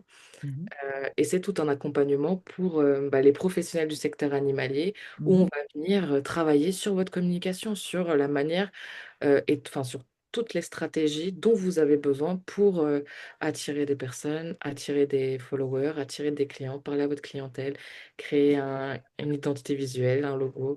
Enfin, en fait, tout ce qui concerne le développement de votre activité en ligne. Et oui, oui, Alors, oui, donc tu as un site internet. Par contre, je voulais dire justement à propos de site internet, tu en crées aussi. Parce que oui, c'est vrai qu'il y a quelque chose qu'on n'a pas abordé, c'est le fait que oui, on crée un site internet, mais c'est pas le tout de créer un site internet. On a parlé des backlinks, etc. Donc, toi, tu crées aussi des sites internet. Donc, qu'est-ce que tu fais justement? Qu'est-ce que tu proposes comme fonctionnalité, là encore, par rapport à ça? déjà, j'aimerais bien répondre. Je Oui, crois que vas-y. et c'est tout à fait possible, hein. C'est vraiment tout à fait possible. Enfin, la formation et l'accompagnement est totalement adapté pour des personnes qui ont des troubles, Oui, c'est euh, vrai. Mhm, troubles du spectre autistique. mhm, Et il n'y aura aucun souci, on pourra débriefer sur tes qualités, tout ce qui fait, tous les domaines où tu es forte, tout ce que mhm. tu maîtrises, et on pourra les utiliser pour mettre en place des stratégies et travailler sur ton entreprise. Génial. Et effectivement, Alphacom Academy, du coup, a aussi toute une palette de prestations où je sais, que ça m'est déjà arrivé de rencontrer des professionnels qui n'arrivaient pas à faire correctement comment dire, La communication? graphique, leur charte graphique. Et du coup, je Ah oui. propose des prestats de logos de charte graphique. Alors, peut-être, je suis pas community manager. En fait, je suis beaucoup de choses. Mhm. J'ai vraiment beaucoup, beaucoup de casquettes parce que du coup, Mhm. je fais de l'infographie, je suis community manager pour Véronique Mhm. Et je fais aussi de la création de sites internet et je fais quoi d'autre encore? De la création de logos. Je fais des affiches pour des Ah oui, éleveurs. tu nous as fait un super logo. Je confirme aussi Et du qu'on adore. graphisme, je fais de tout. En fait, tout ce qui touche au développement d'une activité en ligne, en lien avec les animaux. Même Mhm. si je travaille un peu pour mon frère en ce moment. Mais globalement, moi, c'est les animaux qui m'intéressent. Et tout ce qui nécessite un ordi, de la communication, Nickel. je fais de tout. Bon, et d'ailleurs, ne vous inquiétez pas, donc outre le fait qu'il y aura le replay donc de ce live donc bon, ce soir, si je suis pas trop fatigué, mais au pire demain matin, donc je vous rajouterai et dans la vidéo, donc sous la vidéo YouTube, je vous rajouterai donc les comment dire les coordonnées donc de Mélanie et dans le replay, j'essaierai de me souvenir, j'essaierai de vous mettre donc au moins un lien. Au niveau du post, hein, des posts Facebook, je vous mettrai le lien, vous pourrez cliquer directement mais au pire, vous le retrouverez donc sous la vidéo YouTube. Vous pourrez la contacter directement. Voilà. Donc encore une fois, je la recommande très très très fortement. Voilà. Un petit mot de la fin? Ah Juste oui, pour la attends. T'as quoi comme formation scolaire? Euh, et formation scolaire, c'est que des formations faites à droite à gauche avec des petits Ouais, c'est ça et, le plus important. et surtout en fait beaucoup de tests avec mes entreprises et puis aussi parce que ça fait pas mal de temps qu'on bosse aussi maintenant Ben, c'est ensemble. ça. C'est surtout ça, hein. Pour moi, l'expérience est quand même le plus important. Et d'ailleurs, L'expérience. Audrey te dit un petit couteau suisse, en fait. Mais c'est vrai, en fait, c'est ça, hein, finalement. T'as un Ah, couteau suisse pour te développer dans le secteur animalier, c'est exactement ça. En tout cas, n'hésitez pas, n'essayez pas toujours de faire tout tout seul. En tout cas, tout seul. C'est ça qui est important. Vous pouvez faire des choses qui sont à votre portée, il n'y a pas de problème. Mais ne restez pas pendant des semaines, des mois, sans pouvoir faire un truc et donc qui vous bloque pour pouvoir avancer dans votre communication. Vous avez besoin ponctuellement, bah, que ce soit de Mélanie, parce qu'on la recommande, mais de quelqu'un même qui va vous apporter le petit quelque chose dont vous avez besoin. Prenez-le. Comme je dis souvent, moi, je suis pas plombier. Donc, j'ai eu un bout de tuyau à changer. Je vais pas faire une formation pendant 6 mois, un an pour apprendre comment mettre un bout de tuyau au bout d'un autre. J'appelle un plombier. Il va être plus rapide. Ça va me coûter un tout petit peu d'argent et au moins ce sera bien fait. après, Voilà. c'est vrai, si on a le temps, il y a tellement de ressources sur Internet Oui. que il est possible de, si on a le temps et si on est capable après aussi d'adapter tout ça à notre situation. Mhm. Libre à chacun de faire comme il le souhaite. Mais, euh, mais se faire accompagner, ça reste quand même. C'est quand Moi-même, je même suis mieux. accompagnée. C'est vrai que c'est quand même mieux. Je confirme. De toute façon, dans tout ce qui est La je création pense que qu'on n'est pas, on peut pas toujours, enfin, c'est pas même pas le problème de pouvoir toujours tout faire, par exemple, parce que les journées ont que 24 heures et les semaines ont que 7 jours, c'est pas le souci. Mais à un moment donné, il faut comprendre ses limites. Donc, soit on se forme vraiment comme tu l'as fait, hein, pendant des mois, j'irais voir même plusieurs années, pour acquérir les compétences que tu as aujourd'hui. Mais dans ce cas-là, bah, on se dit va falloir du temps, hein, voilà. Soit on se dit, ben voilà, moi je sais faire ça, par contre j'ai besoin de ça. Bon, qu'est-ce que je fais? Est-ce que je reste comme ça? Est-ce que je fais appel à quelqu'un qui, lui, va me le faire? Ça va me coûter un peu d'argent, mais il va mettre 2 jours, 3 jours pour faire un truc, alors que moi, je vais peut-être mettre 6 mois pour le faire. Est-ce que, forcément, je suis en capacité de perdre 6 mois et donc 6 mois de chiffre d'affaires pour un tout petit truc qui va peut-être me coûter 200 ou 300 balles? Il faut réfléchir. Bien sûr. Voilà. Bien sûr. Ça, c'est important. Voilà. Donc, ne pas hésiter. Il faut investir sur soi-même Il et, m'enlève les mots. et sur les autres et sur ceux qui sont compétents. Non, mais elle m'enlève les mots de la bouche parce que c'est véritablement ce que j'avais envie de dire, que ce Bien soit au sûr. niveau personnel pour toute cette aventure entrepreneuriale, tout ce qui est la création d'entreprise, tout ce qui est développer une entreprise, donc tout ce qui est notre mindset, notre énergie, etc., plus après toutes nos compétences, je pense que oui, il faut investir sur soi-même, c'est sûr. Et des Mm. fois, de l'aide extérieure, Mm. ça aide. Ça aide à avoir un nouveau regard Oui, sur nos c'est ça situations, surtout. Mm. sur nos activités, sur notre futur. Mhm. L'accompagnement, c'est... Tout le monde a besoin à un moment donné, je pense, d'être soutenu C'est et aidé. ça. Mm. Et aidé. Complètement. Et quel que soit le sujet, d'ailleurs, quelquefois, on a juste besoin d'un petit coup de pouce, de se dire, bah oui, on est capable de faire telle chose. Donc, qui c'est qui est en TSA, qui disait tout à l'heure? Je crois que c'est Sophie. Sophie qui est en TSA. Et je sais que dans le milieu du handicap, voilà Sophie, je sais que dans le milieu du handicap, puisque j'y suis depuis à peu près 2019, je sais s'il y a bien un problème qui est récurrent, c'est celui de personnes qui se sentent pas capables de faire quelque chose parce qu'elles sont dans une situation de handicap, que ce soit déclaré ou pas, alors que il suffit d'en parler et donc de trouver des prestataires qui sont capables, en fait, d'adapter. la prestation, d'adapter le produit, enfin peu importe, à justement son handicap. Il ne faut pas rester enfermé parce on a un handicap, mais quel qu'il soit. Il faut au contraire le dire et qu'on puisse justement avoir les prestations qui sont adaptées à son handicap. Donc tu as bien fait d'en parler. Voilà. Et merci Mélanie d'ailleurs de pouvoir d'avoir cette capacité aussi d'écoute et comment dire d'accompagnement pour les personnes en situation de handicap. Merci beaucoup, c'est important, c'est important. Je te remercie moi en particulier parce que c'est un domaine qui me touche beaucoup. Pas forcément perso, hein, mais sur le plan émotionnel qui me touche beaucoup. Donc voilà, merci beaucoup. Eh bien écoute, on va remercier tout le monde. Écoute, merci à toi surtout pour ce live qui a été très enrichissant. On a eu beaucoup d'infos, beaucoup comment dire, de choses intéressantes sur ce qu'on peut faire, voilà, les choses à ne pas faire aussi, hein, ça aussi c'est important. Encore une fois, je mettrai les coordonnées de Mélanie si vous désirez être accompagné. Il est évident qu'elle ne propose pas un package énorme ou dire bah, c'est comme ça, c'est pas autrement. Elle adapte en fonction de toutes vos situations. Donc, surtout, n'hésitez pas à la contacter. Je la recommande et comme prestataire et comme amie. Voilà. Et donc, quelqu'un qui a testé et approuvé. Voilà. Voilà. OK. Merci. Allez, on dit bonsoir à tout le monde et puis merci encore à tous et certainement à une prochaine fois. Salut, salut. Salut, bonne soirée à tous. Salut.